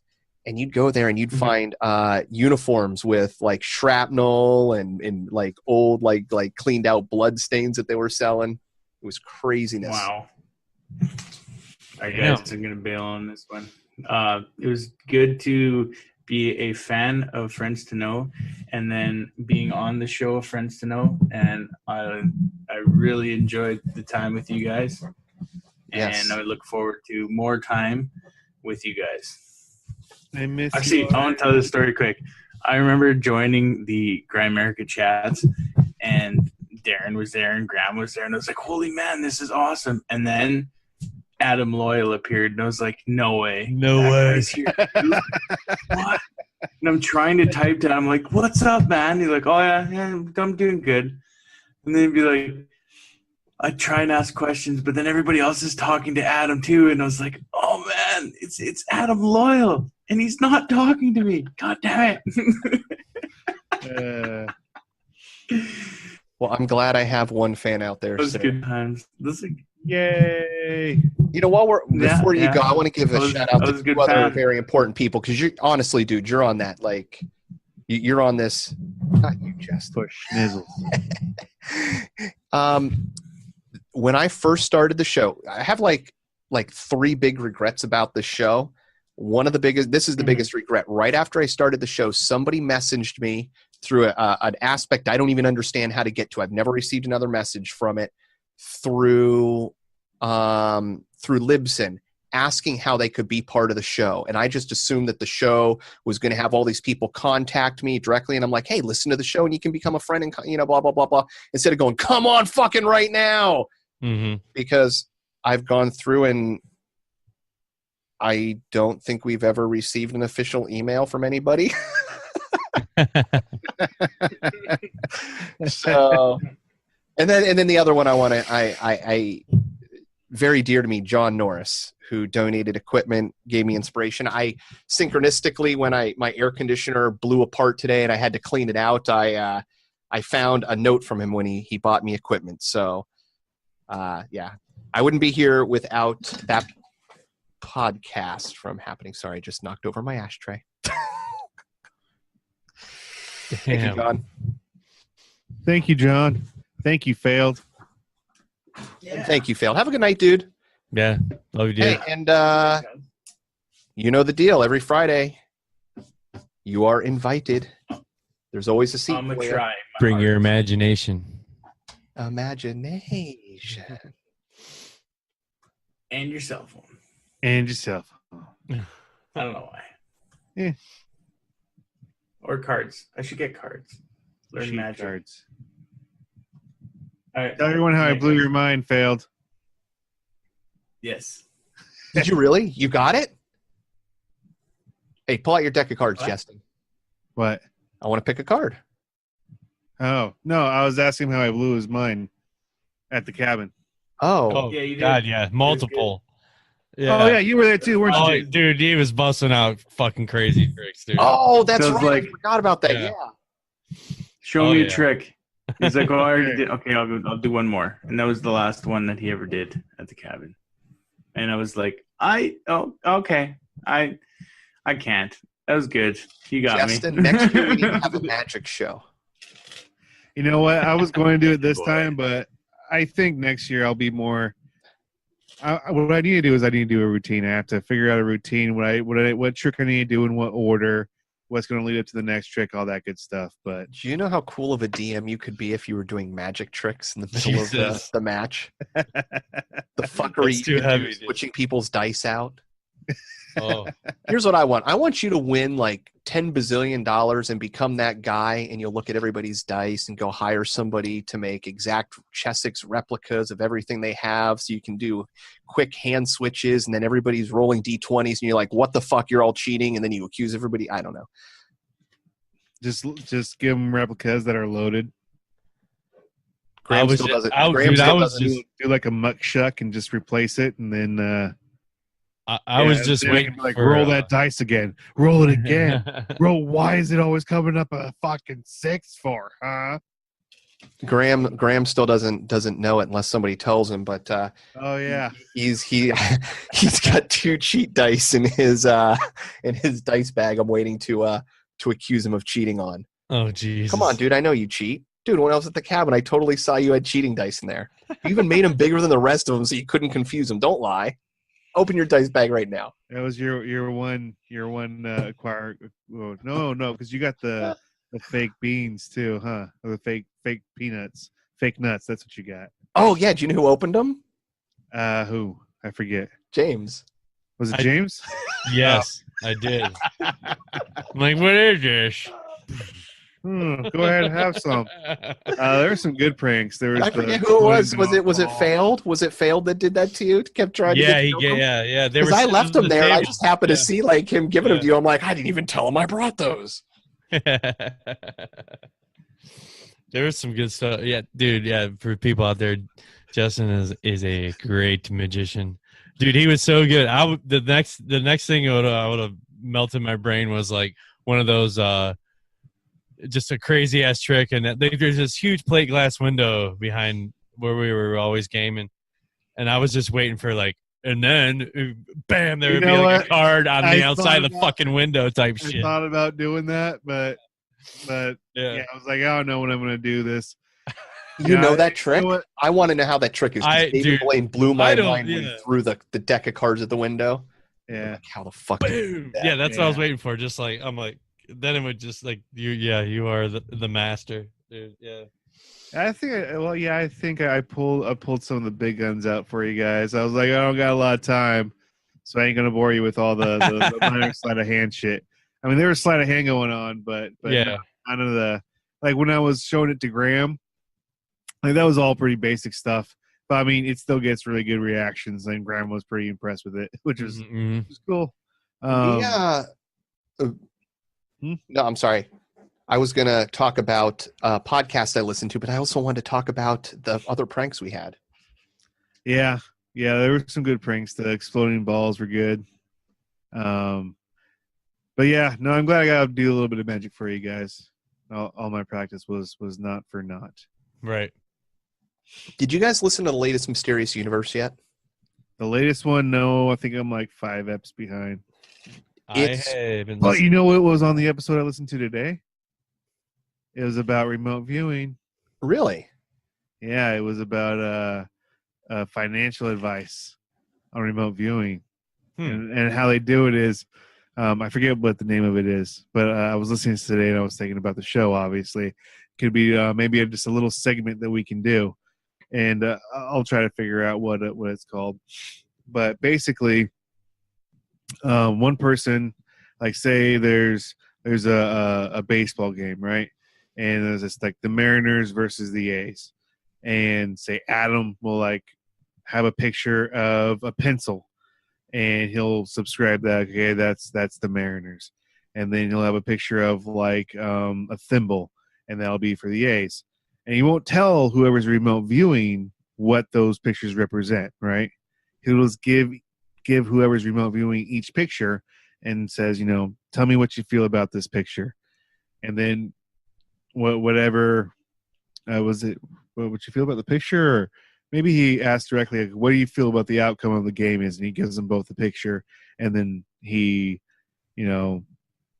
whatever the details are through the picture, then they figure out, who's going to win the game. And, there's different things that this can be applied to. But it had like a better than chance success rate. It was like a 66% chance of doing it right, and people have made like thousands of dollars doing this. Ren was talking to me about this, him wanting to try this out with remote viewing and working into the tests, where there was a group of people that funded their entire research for remote viewing by doing gold or silver futures this way, where they would identify targets, have them remote viewed, and then make stock picks based on this. They talked a little bit about that too. Yeah. And so it being Mysterious Universe, they were talking about cryptocurrency, and Ben was like, oh, I wonder if anyone's tried this with cryptocurrency. And of course they have. And so this group was talking to got all these investors, and they're like, look, if we have, like the 66% success rate they have, then, for like every $1,000 you invest, you're going to get $1 million back. Right. And so they did it for a little bit, and like, they're like negative 4% or something. So they lost like all their. They worked in the opposite direction. They just lost. They just lost. Well, no, this is interesting. And talk about synchronistically. The latest episode they talked about two things. I should say it was one thing. It was on magic in the laboratory and testing it. One of the things was this guy who did this thing where they essentially hooked up some sort of random number machine that you would control for statistics, and they correlated it to a car either moving faster or going slower. And so you were trying to do this, and the idea was that you would win the race and you'd make your car go faster and faster and faster. And this guy instead made his car go slower and slower and slower and slower, doing the exact opposite of what was wanted in the experiment. Here's what the second part I was talking about, and that kind of tied into yours, but with magic, what they were talking about is when magic's been tested in the laboratory over and over again, that they find that the people that are doing it, who scientists say this person is 100% genuine, in a lot of these studies will at the same time say, we also caught them cheating. They're also cheating. Almost like there's two things that are happening. One, in order for it could be for an effect of magic to work, for magic to actually manifest itself, you need belief. You need that belief to be there, to be manifested. So you have to have some sort of trickery to get people invested in the true belief of it, to have it come out. Also, it could be that there's true magic that needs to have doubt to work. Maybe there's another entity. Maybe there is something on the other side that facilitates this, puts you into a trance, gives you extra stuff, but at the same time, in the trickstery way, always has to throw in the cheating, compels you to cheat, makes you do that. It was just a very interesting way of looking at it, that maybe part of what makes real magic work is having to have that. And I listen to Skeptico often, and on that, the host talks very often about this idea that he says that if you talk to magicians, and I haven't, obviously, he's done a lot of podcasts, but he said very often they'll tell you that they do magic, and it's magic, it's showmanship, it's a sleight of hand, it's all the classic illusionary things. But they say that sometimes in the tricks get done and things happen that they can't explain within that moment. And that's where I start to go, the Uri Gellers. The people that maybe understand that it is all about illusion and all that, and that within that whatever that state of, you know, reality and cheating and mischief that you can manifest. I don't know. It's a fascinating way to look at it. And I'm rambling. You're supposed to save me, Justin. No, I like it. Don't stop. Giggity. I have not experienced anything like that yet, but you know, I haven't been really into it for that long. Like, again, you know, holy fuck, I used to do it. Yeah. Okay, I just had an amazing thought. Okay, I've been doing this remote viewing, and I just did mine with Ren, and he was talking because he's done a lot of research into what to expect, and he's obviously been looking at a lot of results of people. And when I did my last one, I had very specific things, like I drew like 3 triangles, and there was like 3 black triangles up on top of a building, and I drew like spider and spider legs, and there was like, they looked like the spiders that I was seeing looked exactly like the trees. And like I drew the base of one of the pillars of the St. Louis Arch, like very specific, almost like zoomed in details I was seeing of this. And what's crazy is I think of, and I know that there's another trick to this, but there's the classic, I saw David Copperfield, I think, do this many years ago, where somebody would draw something on a piece of paper, and he would have in a card or in a container folded up a piece of paper already, like you'd open up an envelope and inside of it would be the picture that person drew. Yeah. If you could truly do remote viewing, if you were truly just honed in and good at it, and you could go, I'm going to be looking at this show at this date with this particular card here, then, I mean, you could be doing fucking amazing magic and just doing a hack that we're doing on a podcast now. Adam, didn't you send something a while back? Like, it was a video on, it was like one of those, I don't want to say a game show, but it was like a... it was like a talent show. Talent show, yeah. The I guy saw that. remote viewed. Yeah, his kid had cancer. Or Yeah. shit like that, yeah. Yeah, he laid it all out, like with all these different images and stuff. Yeah. It was. And the judges picked the stuff, and no, it was good. Yeah. God, you know, hate to tell you, but there's a method to that. Yeah. I mean, no, I don't hate to tell you. But yeah, no, I mean, there's a method to it. I mean, you guys saw some of the stuff I did, right? Seemingly impossible stuff. And I mean, there's a method to it. And some of it's really complicated, and there's, 10 steps to doing one trick. One of those was tricks I did was a pretty complicated trick, but I mean, if you do it nice and smooth and you practice, it comes off like how is that even fucking possible? I mean, the voodoo card trick that I did for you guys, pretty cool stuff, right? Impossible shit. Like, there's no way that he could choose how to destroy this card. He signed the card too. Yeah. He puts it back in the deck, and then everything that we do to this card happens to the card that he signed, like how is that possible? I mean, there's methods, there's ways to do it. I mean, there's workarounds. And now here's where I get fascinated, because, and this is kind of, I guess, going back to this intuitiveness. I'm pretty good at reading people, not like in a psychic kind of way, but I mean, I did loss prevention. There's certain things you spend enough time watching people and looking at people and dealing with people. You can learn a lot about them. You can go into a conversation and ask questions, and just based on mannerisms it's kind of like the old Sherlock Holmes. You look at somebody, 9 times out of 10, if you meet a person within 3 seconds, you can tell if they've been in the military. It's little things like that. Well, how do you know that? It's just, it. There's like a bazillion different little clues.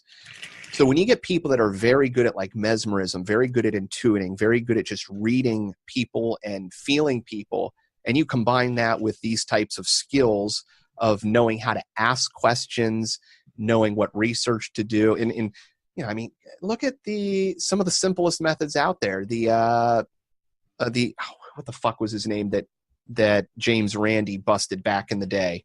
Here we go. It was a preacher who was just basically having somebody read him through an earpiece cards from the audience. Just a very simple trick. You write down your prayer, your problem, and then, oh my gosh, it looks like you have problems with your legs. Come up here, honey. Oh fuck! It's right on the tip of my tongue. I can't think of it. One dick bad dude. Mm-hmm. And then what's crazy is guys like that. Some of those people, that power of belief will actually cure them. And especially if you got an empty wallet, definitely help. Peter Popoff? That doesn't sound right. That's Peter Popoff. I wanted to say Peter- James Peter Baker. Popoff. That ain't right. No. It's like, isn't he like the most famous televangelist ever? Whatever. Peter, well, the one that's coming up is Peter Popoff, but that doesn't sound right at all.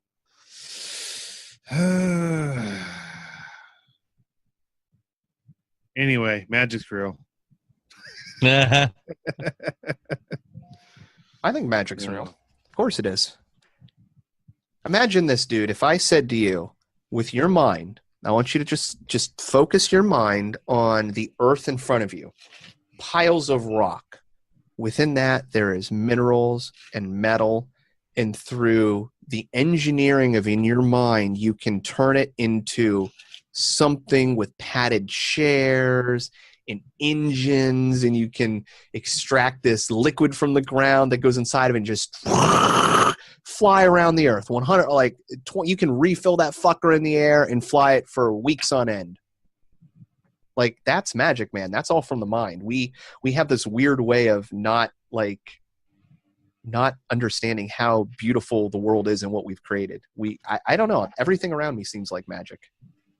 Yeah, I mean, I guess it's how you perceive your own reality. But I mean, in the context that we're talking of. Dude, during the Bronze Age, the same thing that they used to make that sword, that copper, is now being used so that you and I can communicate across the world. Well, I mean, it goes back to the Arthur C. Clarke quote that we reference quite a bit on the show. But I notice a trend with magicians, whether it be James Randi or Penn Teller, amongst others, that have this strong skeptic view, and I ain't gonna lie, man. Once that veil's broken and I start seeing how shit's done, I can't not see it. You know what the thing is? Take James Randi, though. James Randi falsified research, claimed stuff was destroyed when it wasn't because he could not disprove Rupert Sheldrake's research. That is a shame. Also a guy who had charges brought against him involving children dropped. There's a whole bunch of stuff with that guy that seems to lead to maybe him being well, I'm not having three-letter agency bosses. Randi. I'm just talking about magicians having the skeptical viewpoint, and I totally get it. Because this trade, this craft, has been used. I mean, you're lying to people. You're deceiving them purposefully, and I mean, it can be used to the detriment of poor innocent folk. And when that happens, and if you're you have a moral conscience, and then you're going to try to stop it, or at least inform the swindled that they were swindled.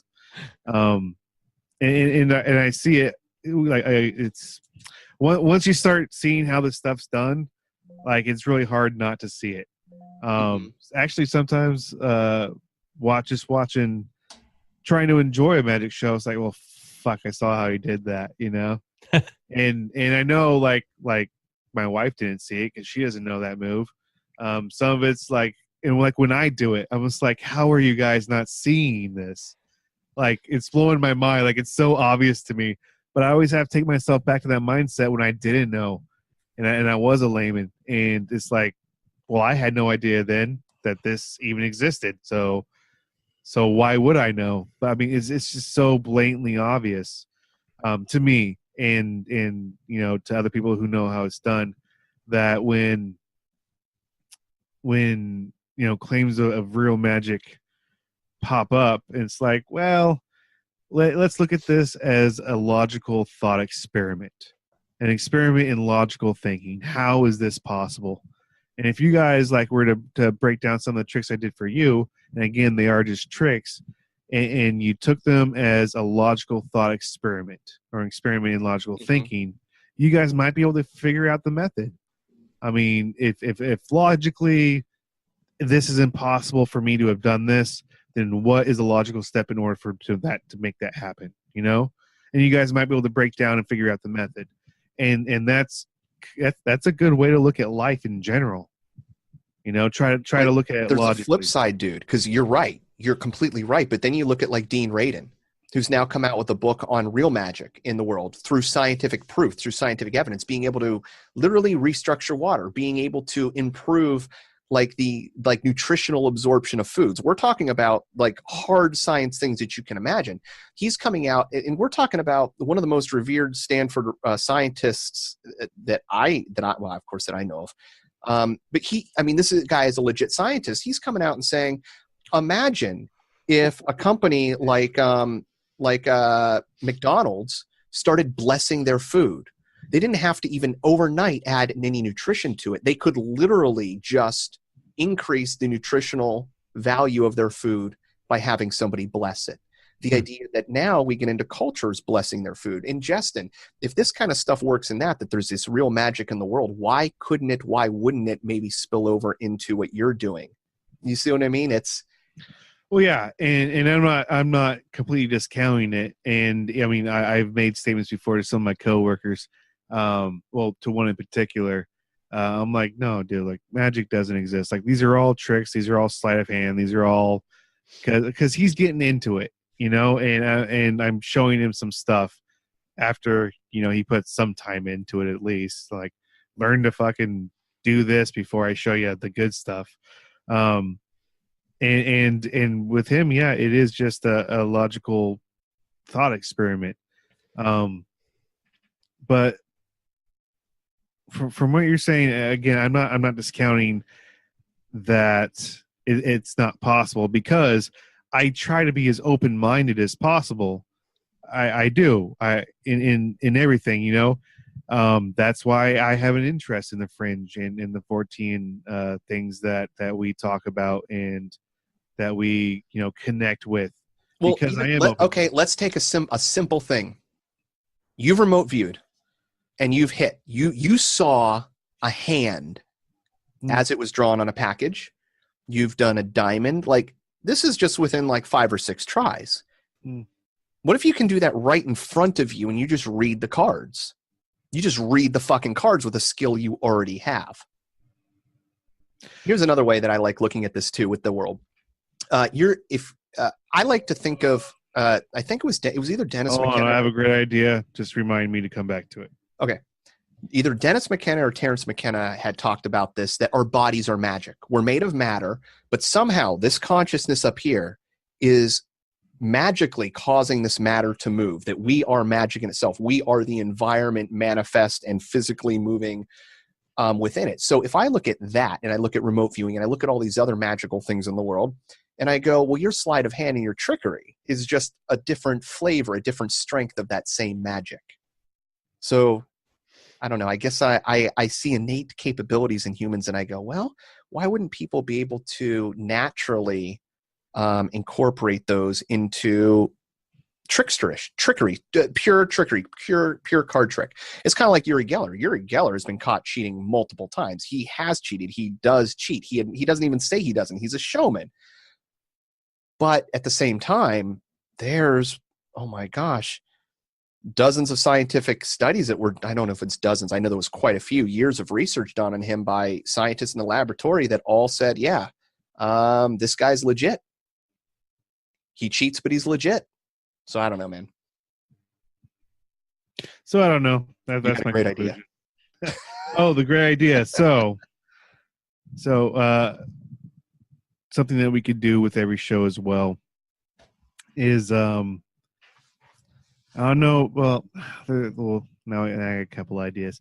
So one thing that we could do is have everyone predict a card, and then sometime during the show, I'll randomly shuffle, or someone can randomly shuffle a deck. I like it. And draw a card. I like it. So that's maybe more of I like it. Live action. What's that? Like live action. Yeah, well, yeah, exactly. But that might be more of maybe telling the future. So what we could do is actually shuffle. Someone could shuffle, pull a random card, not look at it, and then put it into an envelope with an identifier on it. And then that person too can also, if they want, try to see what it is. Anyway, yes. Yeah, see? Yeah. Nope, I like it. It's added to my list. We've got remote viewing tip and predict a card. Predict a card. Sounds dirty. Predict a card. Hey. This Saturday. No, and I like anything that we can do in repetition, because even if you're wrong every time, that one time that you're right, what's different? That's what I love about doing remote viewing. As I do it more and more, I realize the visuals that I get on the visuals that I hit. So the next time I start seeing hits, like I'm more inclined, I feel more comfortable picking out what I'm drawing, if that makes any sense. So I like the idea of doing the cards, because I've been wrong every single time on drawing your cards, so I have no baseline yet for comparison on what's right. And that almost makes more sense, because when you're doing, I'm terrible with numbers, dyslexic in that, in cards there's only 4 shapes and 4 colors, and I've been right on the color, or the maybe we should do statistics on that too. Do statistics on how many people are guessing the color, the number, and the what? As opposed How to about the this? exact card, because you might get high statistical rates on always guessing one suit, and then, or maybe you always guess the number. Along with that, I can also get the mind reading cards, the very famous, wavy line, circle, square, star, all that good stuff too. But since we're talking about cards, and you've always been wrong at picking cards, I don't think anyone's has a chance. It's 1 in 52.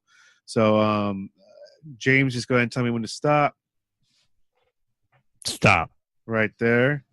Okay. This card right here, I want you guys to go ahead and just try to clear your mind. Think of the card, and when you're ready, tell me what your prediction is. No, all the signs can be edited, except for we don't edit. All right. Okay, you got yours. James, take your time. I want you to visualize the card.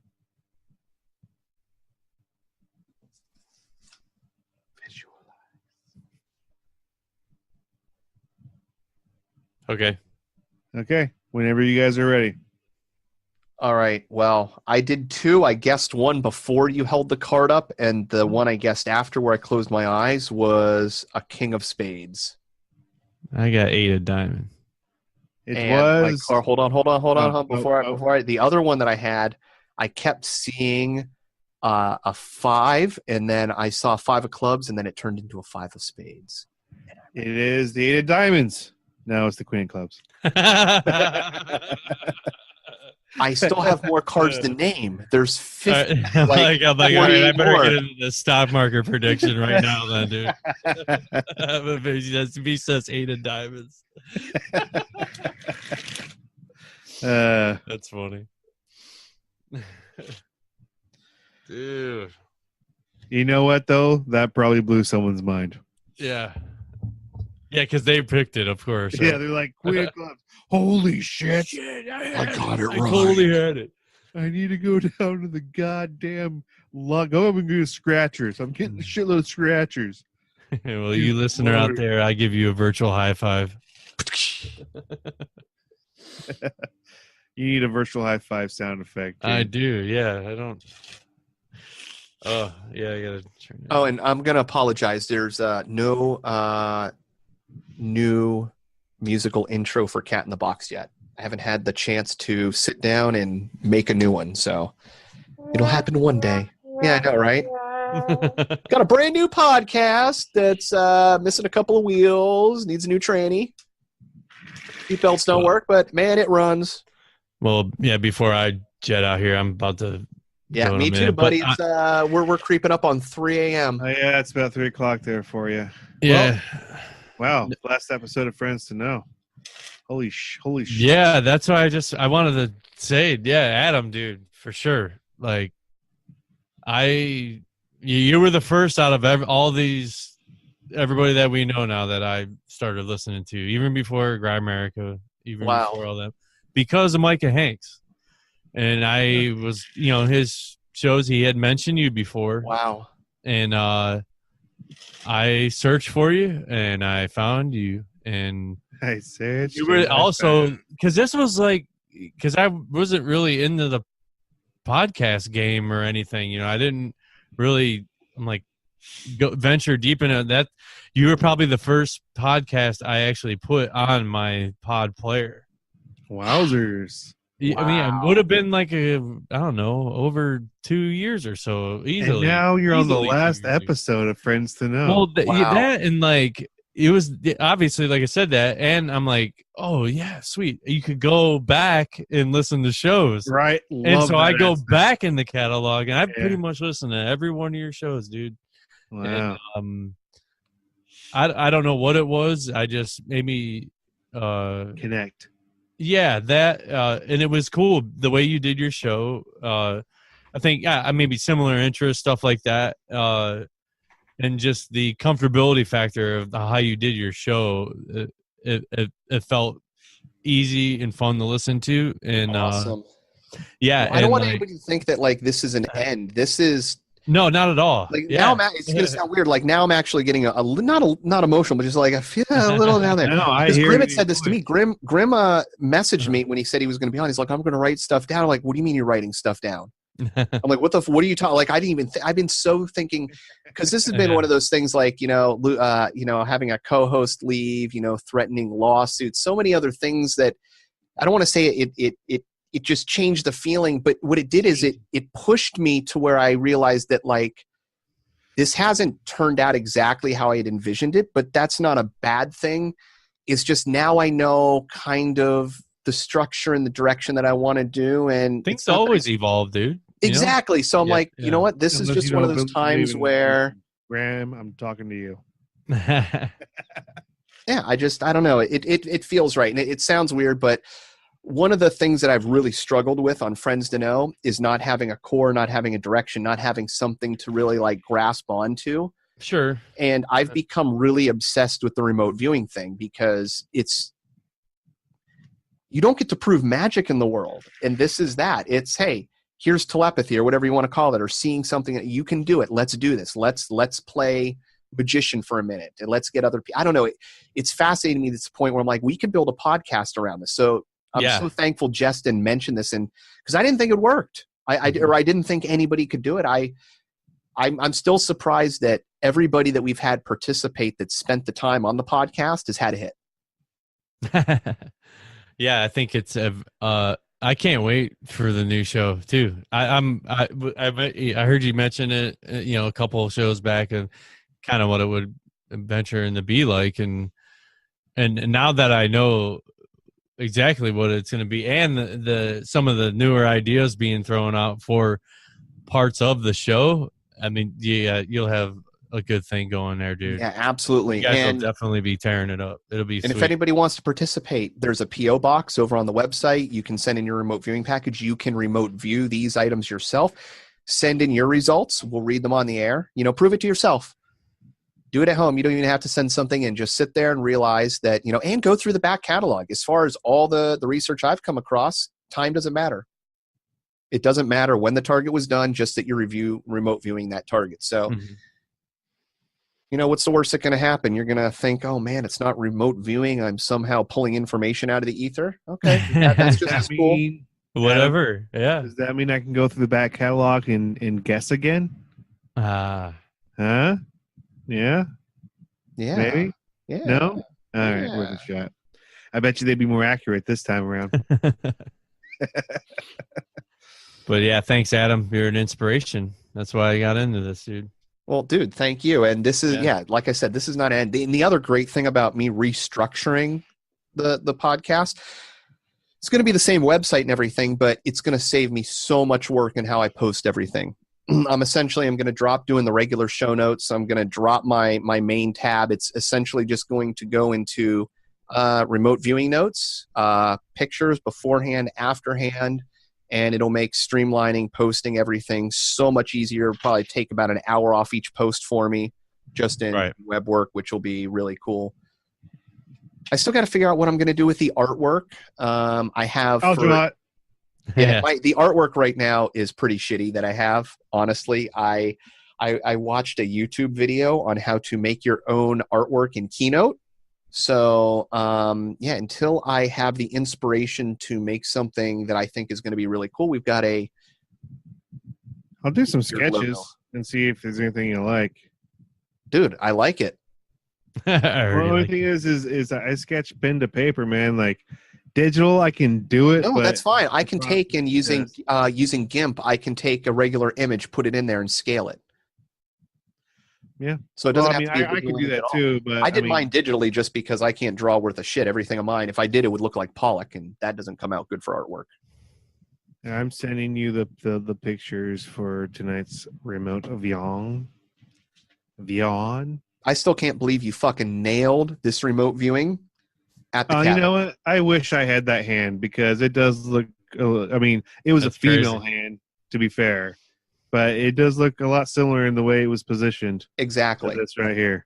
Exactly. And these are the things like we did the remote viewing with, on that episode with where the bear, and then you have your hand, and it's like, okay, well, these are the things where what are the chances that there's just going to be a disembodied hand on a package I sent you? Even if I sent you out of all the remote viewing packages, what are the chances that you would guess that one of all those items?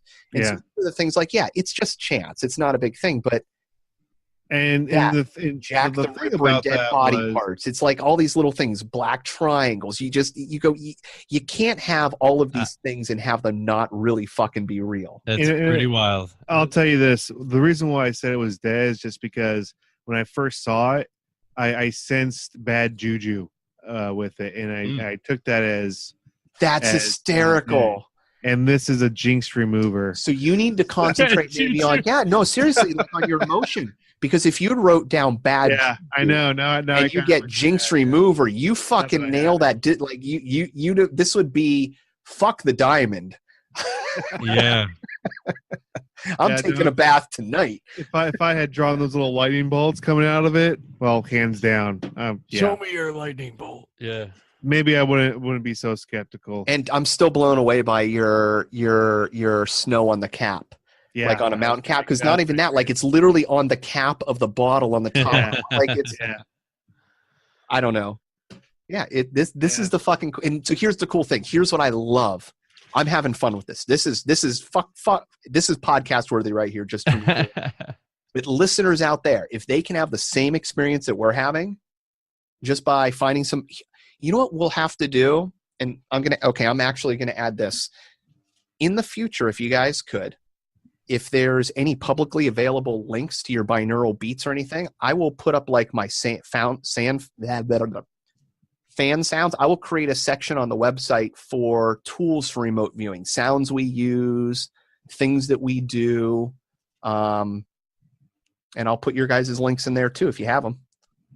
I tend to for half an hour before. Yeah, I use the same one I used in the past, and actually I used it for this one.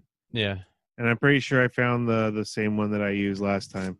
Apparently, it didn't help. Who knows? Maybe there's a package. I found that silence. Yeah, no, that would be fucking cheating. Yeah. Not even on purpose. I'm like, maybe it's one in the future. Well, if I haven't sent it yet, then. Well, no, I have one here. I don't know what's in this one. I don't have an identifier for this one either. I didn't write on the outside? No. Hold on. Yeah, I did. If I didn't.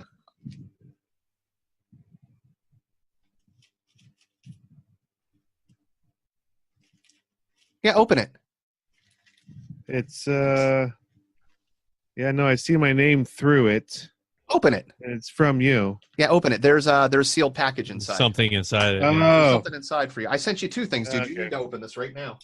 Okay. Well, It's a package. that's good. By the way, oh, you suck so well. James? Yeah. I was talking sexy to him.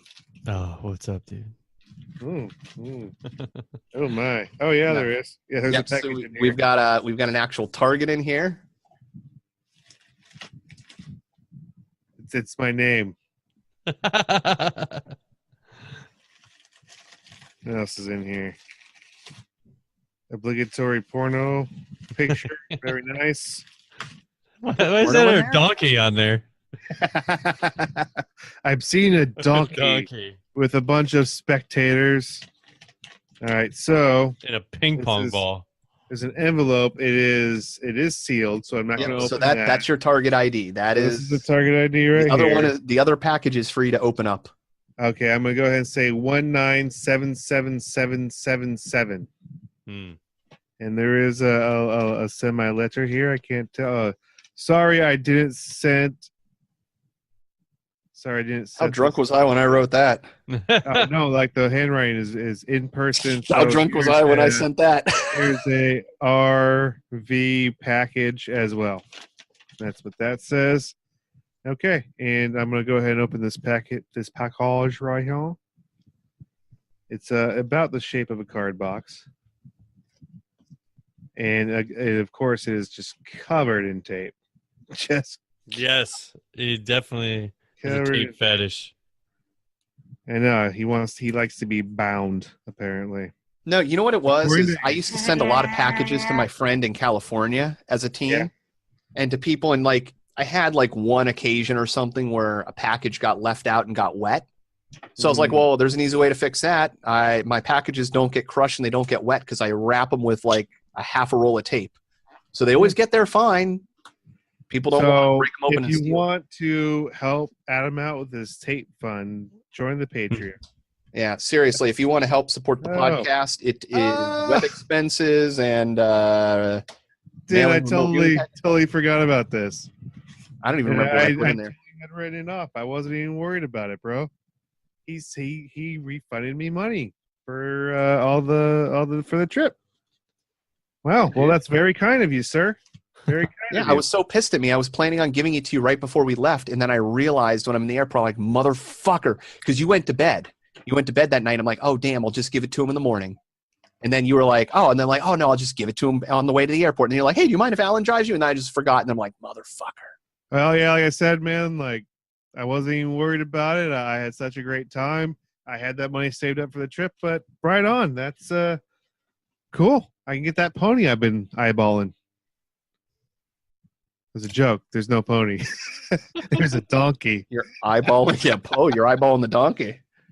Pin the tail of the donkey. I have a new well, wow, I've had that for a few weeks now.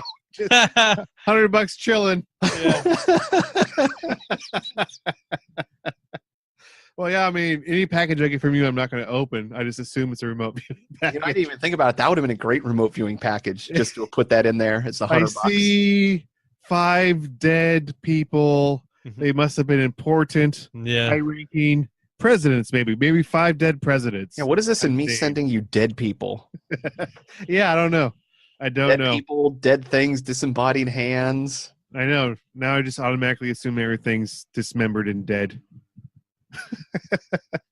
By the way, Justin, you would love this. That Jinx thing that I bought, that Jinx solution. Yeah. At a lot of the dollar stores and little Latin stores, they'll sell. They have all these candles and fragrances and scents for doing things exactly like that. You know, make money, banish this, and I picked up that liquid. I was like, God damn, that's going to make a good package. Yeah, that's cool. I know. Now I kind of want to go take it. It says one really good thing, though. It says fill half a bathtub full and then bathe for 7 minutes. Like, what happens if I'm in for like 7.5?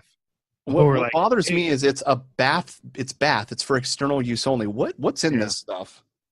What happens if I go 8 minutes? Like, am I going to have an overdose? Do you get high? Maybe you get high. Maybe it's like bath salts. You're just going to be blitzed out in your bathtub.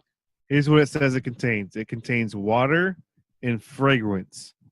It also says that it may contain DNC red number 40, DNC red number 3, DNC blue number 1, DNC number 2, DNC yellow number 6. What made it white? Well, that's what I'm wondering. I'm like, why is this white? What then? fragrance is just white? Is it if it's red scented? blue? Well, I guess. Ooh, it's probably we'll made find from out. donkey cum. Actually, you said elephant ears. Maybe it's actually made from like elephant cum. That's probably what it is, dude. Well, then that would be a hit. You take the elephant tusk, and then you make juju juice. That would be a hit. Then Or I jinx. would count that. I guess there's only one way to find out. If I come out of the bathroom, I'm sticky. Then Jesus Christ. What I think you should do is just take that and set it in the bathroom and just leave it there, just for your wife to find. Just when she finds, I will. act all serious about it. No, I got that. I'm going to use it later on. You just got a serious problem going on. Just Look, I didn't want to say anything, but just don't even worry about it. Okay, just don't. I got it under wraps.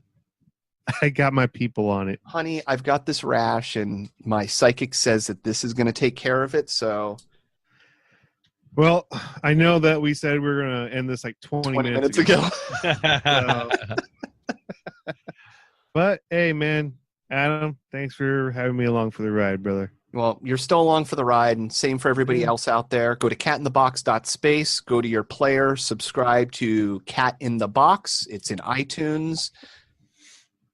And yeah, Friends to Know archive is going to be up and there. I feel like I should have something really important to say. You should have written some down. I did. You know what? Don't worry. I got it. Do you know what I wrote down after Grim said he was going to come up with questions? I came up with, if we were all together, what video game would we play together? Ooh, GoldenEye 64. Oh, totally.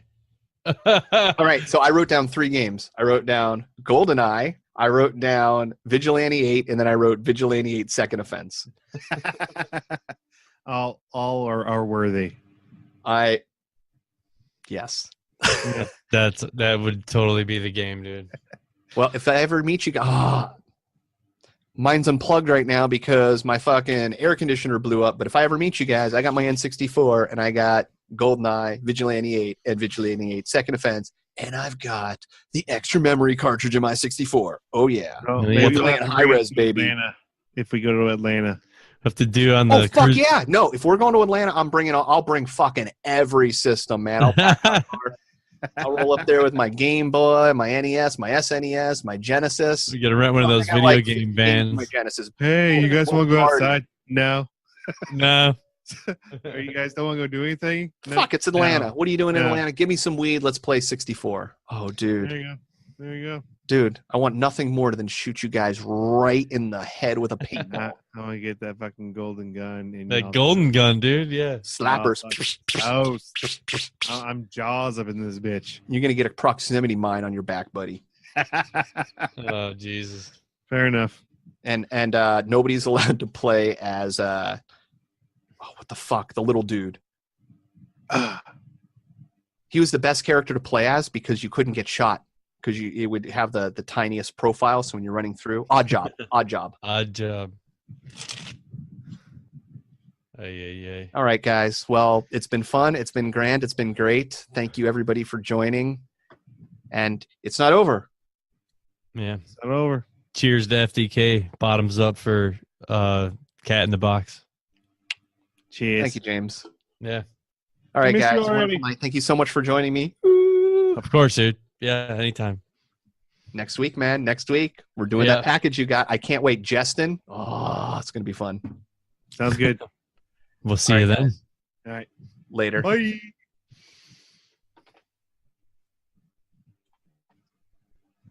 Ice. Later.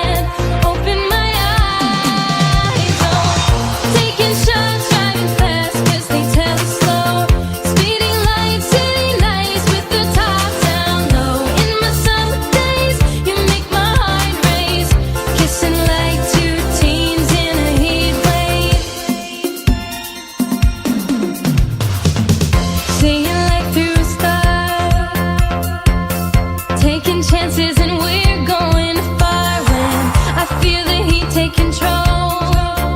And I won't let this dream go. Summer days making dreams come true. Seeing stars when the moon shines through. And I feel lips growing close to mine. I let go and close my eyes. Oh, taking shots, driving fast 'cause they tell us so. Speeding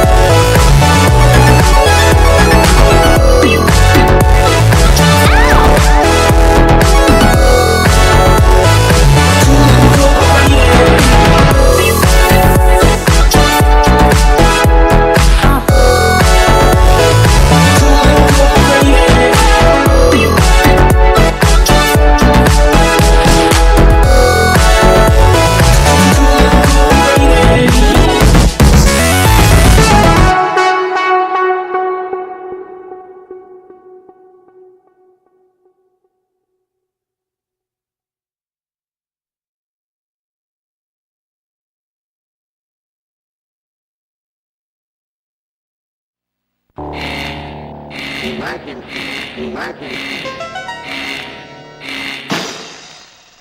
your seatbelts and get ready for takeoff. This is like I did just a find and replace in the book of John, which is my favorite gospel in the Bible. It's the most psychedelic one. Just trying to see what happens if I plug in simulation theory into the Bible to see how it sounds. I'll just read it to you. In the beginning was the code, and the code was with the programmer, and the code was the programmer.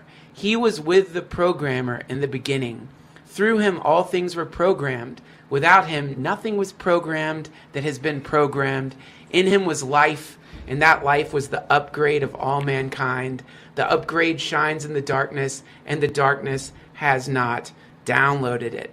The true upgrade that upgrades everyone was coming into the simulation. He was in the simulation, and though the simulation was programmed through him, the simulation did not recognize him. He came to that which was his own, but his own did not receive him. Yet to all who did receive him, to those who believed in his name, he gave the right to become children of the programmer. It's so funny because you're looking at, like, basically the idea is when you do the translation, if this is a simulation, then the programmer recognized that the AI inside the simulation had reached a level of sentience that it was actually experiencing suffering. The programmer, feeling this incredible rush of empathy and compassion, went into the simulation as an avatar to try to create an upgrade using his own body as the means to do it. He had his he allowed his own simulation to destroy him as a sign of love for the thing which he had programmed. Jesus Christ. That's what they called him. Yeah, but that's the idea. But that was the idea. It's like It's like you. What, like Grand Theft Auto 19 that comes out in like 2043. It's like you're playing Grand Theft Auto and you realize, my God, man, when I run over these fucking people in the street for fun, they're really suffering. The AI is too advanced. So I'm actually going to go into the Grand Theft Auto and I'm going to attempt to show them that I love them and that it's better for them not to kill each other anymore. And the way I'm going to do it is by letting them kill me, and I'm going to experience that death for real as an indication that I'm one of them. That's the, like... Sounds like a good plot for a video game.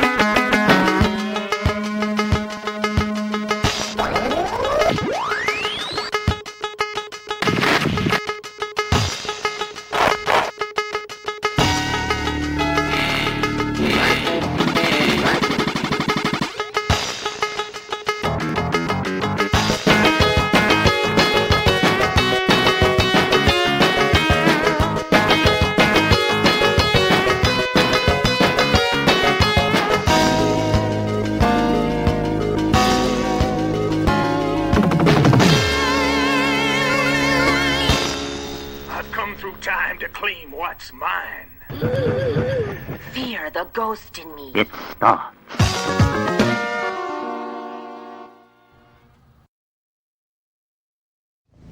Perhaps there are sources of information that are so important as to transcend the human need to conspire. Information of such weight that it pertains not Look, is this meant for the soul? My soul? Major, perhaps you'd better start back at the beginning. Are you familiar with Project Blue Book? Yes, sir, I am. The Air Force investigation into the phenomena of unidentified flying objects. Officially disbanded in 1969. But there are those of us who continue in an unofficial capacity, examining the heavens as before. In the case of Twin Peaks, the earth below. We are searching for a place called the White Lodge. Major Briggs? I've been expecting you. Hold on just a minute, fellows. Colonel Riley's orders. I don't care what orders you got. This is my station, and Major Briggs happens to be a friend of mine. Afraid we will have to continue this discussion at a later date. Are you sure you want to go with him?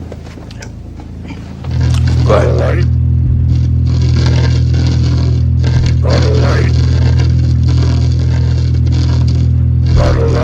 Teach me how to duck. Teach me how to duck. Teach me how to duck. Teach me how to duck. All my bitches love me. All my bitches love me. All my bitches love me. You ain't fucking with my Dougie. Exactly. You'll simply be one of the thousands who thought he saw a UFO. No. Mark it down as another UFO. Fuck you, Gordon. Blue J4 returning to base. I don't have any cigarettes either. Now you're getting personal treatment. I want personal. Fuck you too, Al. Now that we got the pleasantries out of the way, Hey, what's all this noise? Would you kindly get off the stage? I'm in the middle of a concert. A concert? Honey, you're gonna put the paying customers to sleep with all this jazz. You gotta get the new sound.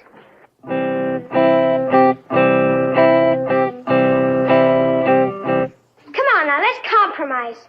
You give a little, I'll give a little. Mr. Potato Head. Come on, let's get together. What? Let the invasion begin. Are you doing? Nincompoop. Sup, Dot? He got beamed up, he got mixed up, he showed back up. So stand up, shut up, and look up, because those aliens are about to get fucked up. Break the code, solve the crime. Oh, fucking God, man. Well, opinions? I think we're in a lot of trouble.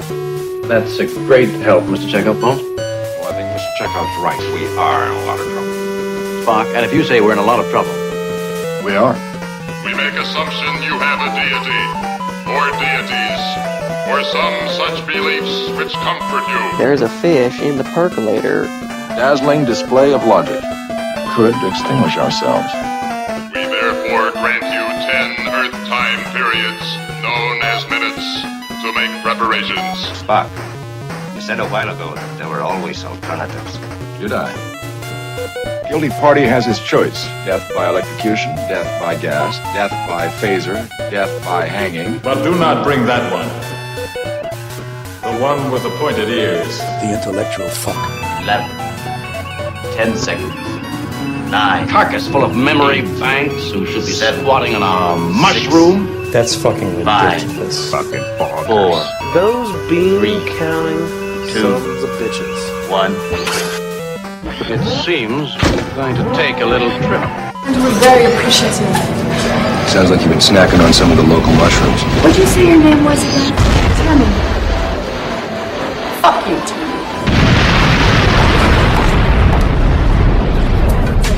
Teach me how to duck. Teach me how to duck. Teach me how to duck. All my bitches love me. All my bitches love me.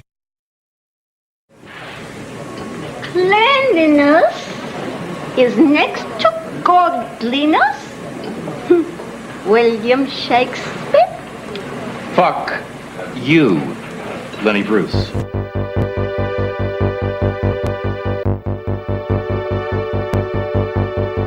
Jive-ass dude don't got no brains anyhow. This entire system has been almost the same. A strange lack of intelligent life on the planet. It bucks the percentages. Those bean-counting sons of bitches. This is America, son. The land of the free and the home of Donald Trump. We came, we saw, we died. Don't eat me, Hillary Clinton! Get away from her, you bitch!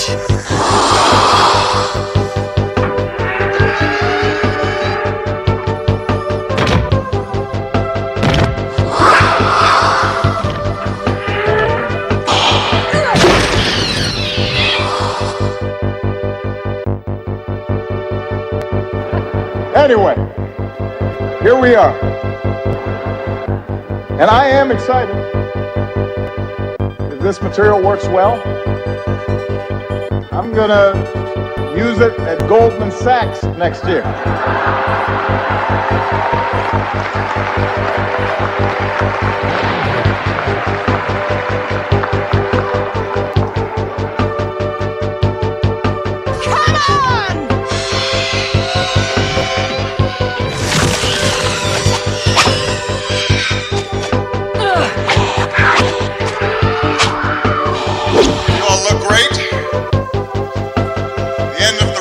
Has never looked better.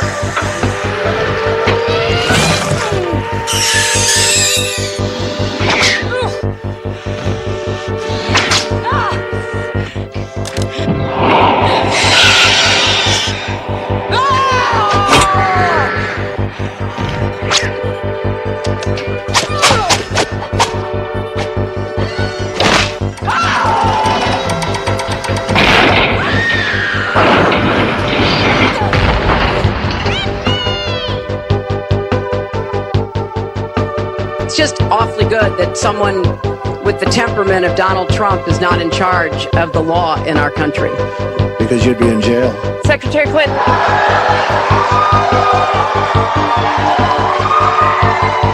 We want to remind the audience to please not talk out loud. Please do not applaud. You're just wasting time. Wouldn't it be great if somebody running for office said something, we could have an immediate reaction as to whether it was true or not? Well, we've trained this dog. And the dog, if it's not true, he's going to bark. Please welcome the second worst tragedy ever to hit New York City. Ladies and gentlemen, Donald J. Trump.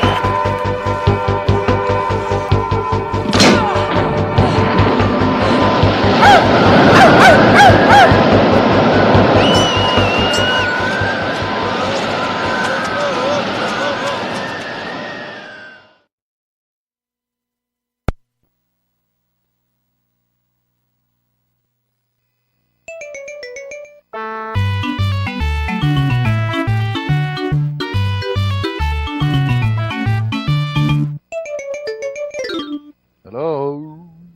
You stupid idiot.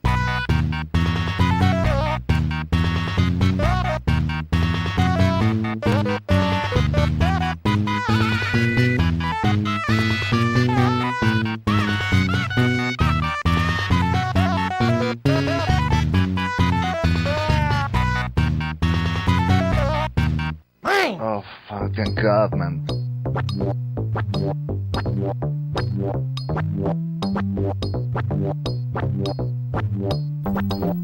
Opportunities knock.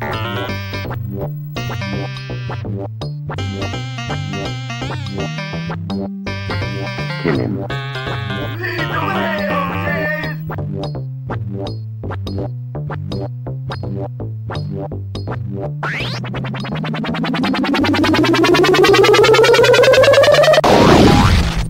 It starts.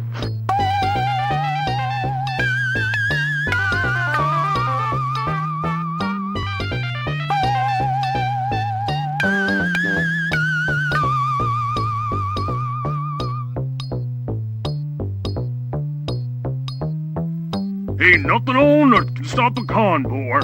Fucking bonkers.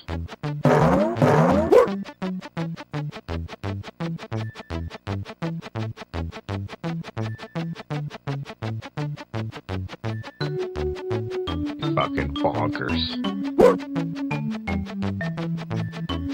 stupid idiot.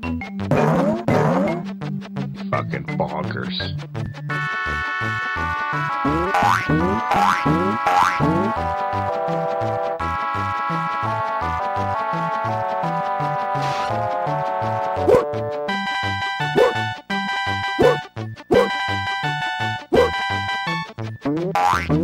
Fucking bonkers.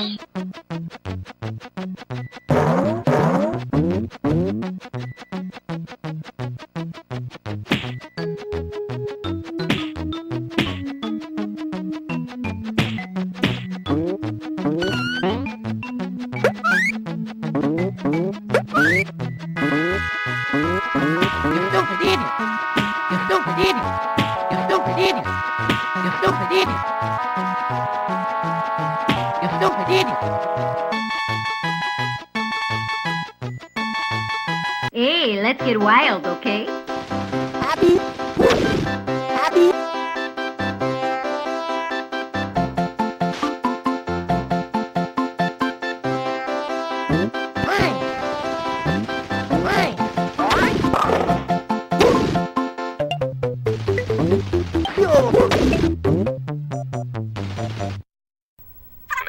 Engine start. You always think of so many brilliant things down here, but then later I can't remember any of them. They're brilliant, man! Demogorgon. He got beamed up, he got mixed up, he showed back up. So stand up, shut up, and look up, because those aliens are about to get fucked up. Star Trek fucking replicator. Oh, yeah. You don't even know if I'm really here or if I'm just part of your program.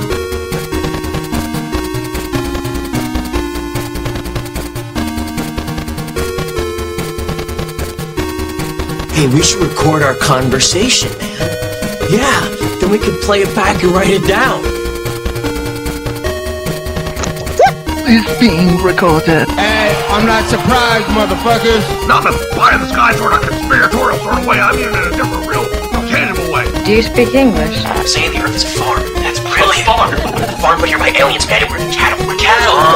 The government knows it's out there, man. What is it? The truth. What are you saying? Out there is the truth.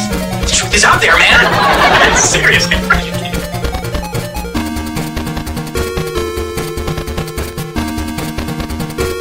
All she said was that she'd be alone Saturday night with a pizza. Oh God, I'm so stupid. Yes, Michelle. Sever Samuels, and you took my son. You wrecked my life. You stole my youth. You hate my wife. I do my best. Now that's a joke. I'm going out. I need a smoke.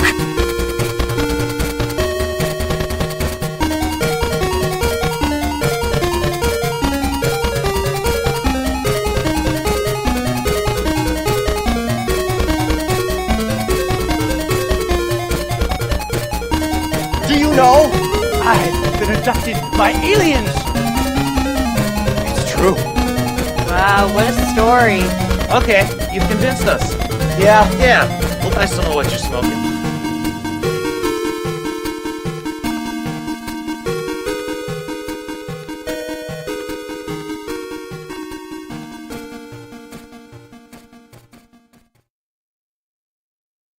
Yo, it's Geo-High. And for those that don't know, I'm getting sued by Sony. Let's take us out of the courtroom and into the streets. I'm a beast, at the least you'll face me in the Northeast. Get my ire up, light my fire. I'll go harder than Eminem went at Mariah. Call me a liar, pound me in the ass with no Luke Chafin. You're fucking with the dude who got the keys to your safe, man. Those that can't do bring suits. Cry to your Uncle Sam to settle disputes. Thought you'd tackle this with a little more tact, but then again, fudge packers, I don't know jack. I shed a tear every time I think a lick sang. But shit, man, they're a corporation, and I'm a personification of freedom for all. You fill dockets like that's a constant foreign to y'all. But lawyers, money, water, and TRO stall. Out of business is jail for me, and you're suing me civilly. Exhibit this in the courtroom. Go on, do it, I dare you. And then they brought Chris the Cat into it. Now I'm all worried. I think they're gonna start bombing Syria tonight. Turkey boy, want to show me your giblets? Balls, balls, balls, balls, balls, balls, balls. It was a ghost ball. Pew, pew, pew. I was seeing ghost balls. Poo, poo. Red bastard. my name is now Chris the Cat. Hey, I'm not surprised, motherfuckers. I want conveyor belt slippers. That's fucking ridiculous. Fucking bonkers. Shit. Basically, it's just a crazy ride and just enjoy it. It's been totally bonkers. Giraffe vagina. What? It really gets deep in there with the whole time. It's reality. It's like another dimension. God. Captain's log, no start date. For us, time does not exist. Whoa! Oh, you remember Agent 95? Yes? Remember the time he was kidnapped by Chaos, and when we got him back, he was a total loss, and how he ranted and raved, and we couldn't understand a word he said? Whatever happened to Agent 95? You've been into politics.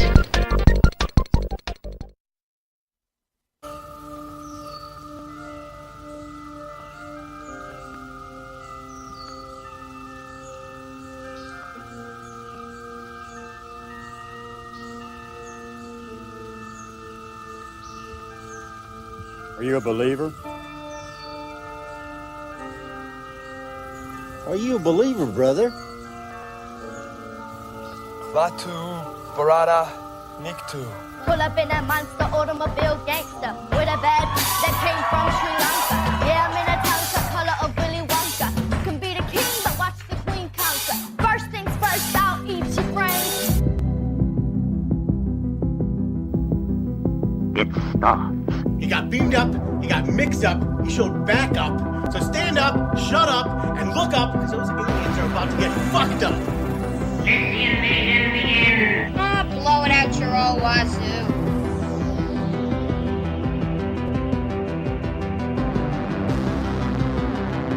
I've been abducted by aliens!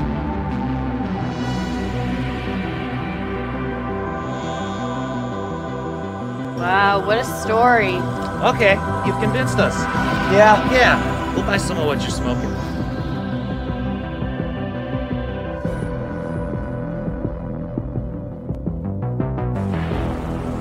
Cleanliness is next to godliness. William Shakespeare. Fuck you, Lenny Bruce.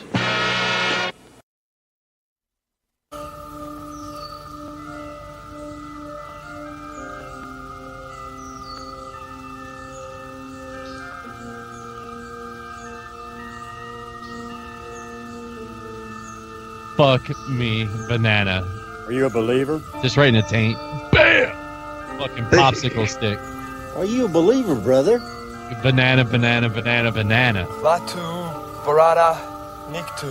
Pull up in that monster automobile gangster with a bad that came from Sri Lanka. Yeah, I'm in a township color of Willy Wonka. You can be the king, but watch the queen conquer. First things first, I'll eat your brains. That is jacked. It starts. He got beamed up, he got mixed up, he showed back up. So stand up, shut up, and look up, because those aliens are about to get fucked up. Blow it out your old wazoo.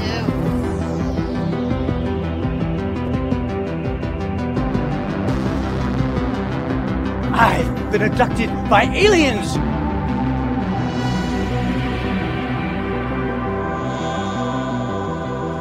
Wow, what a story. Okay, you've convinced us. Yeah, we'll buy some of what you're smoking.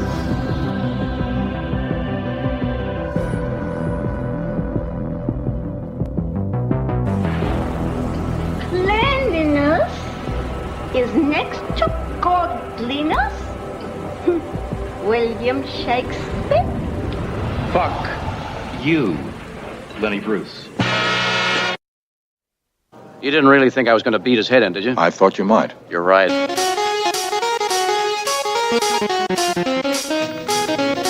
Yo, kind of feel like God.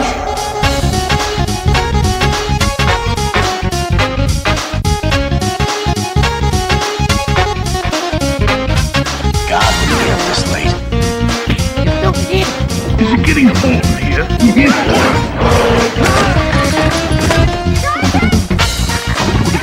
He said the undoing.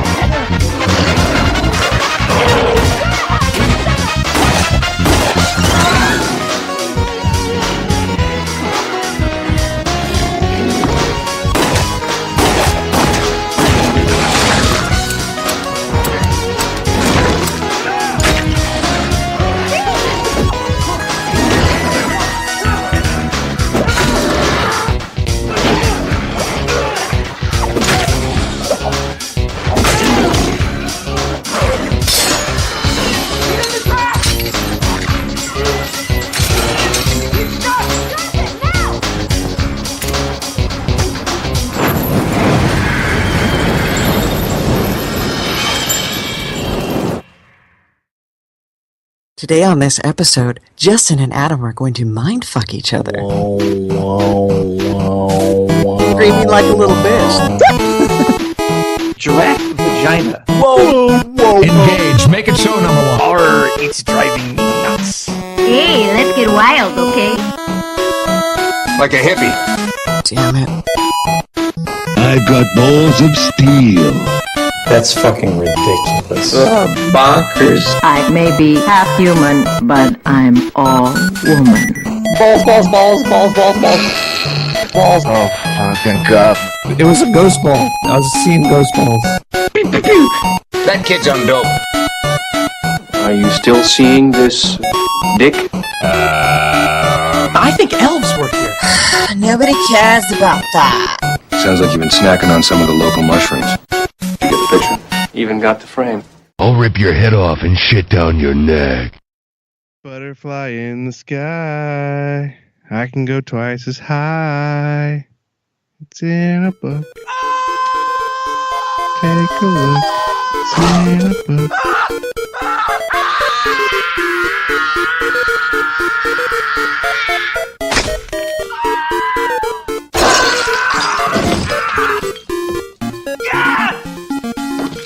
I'm gonna kill that kid!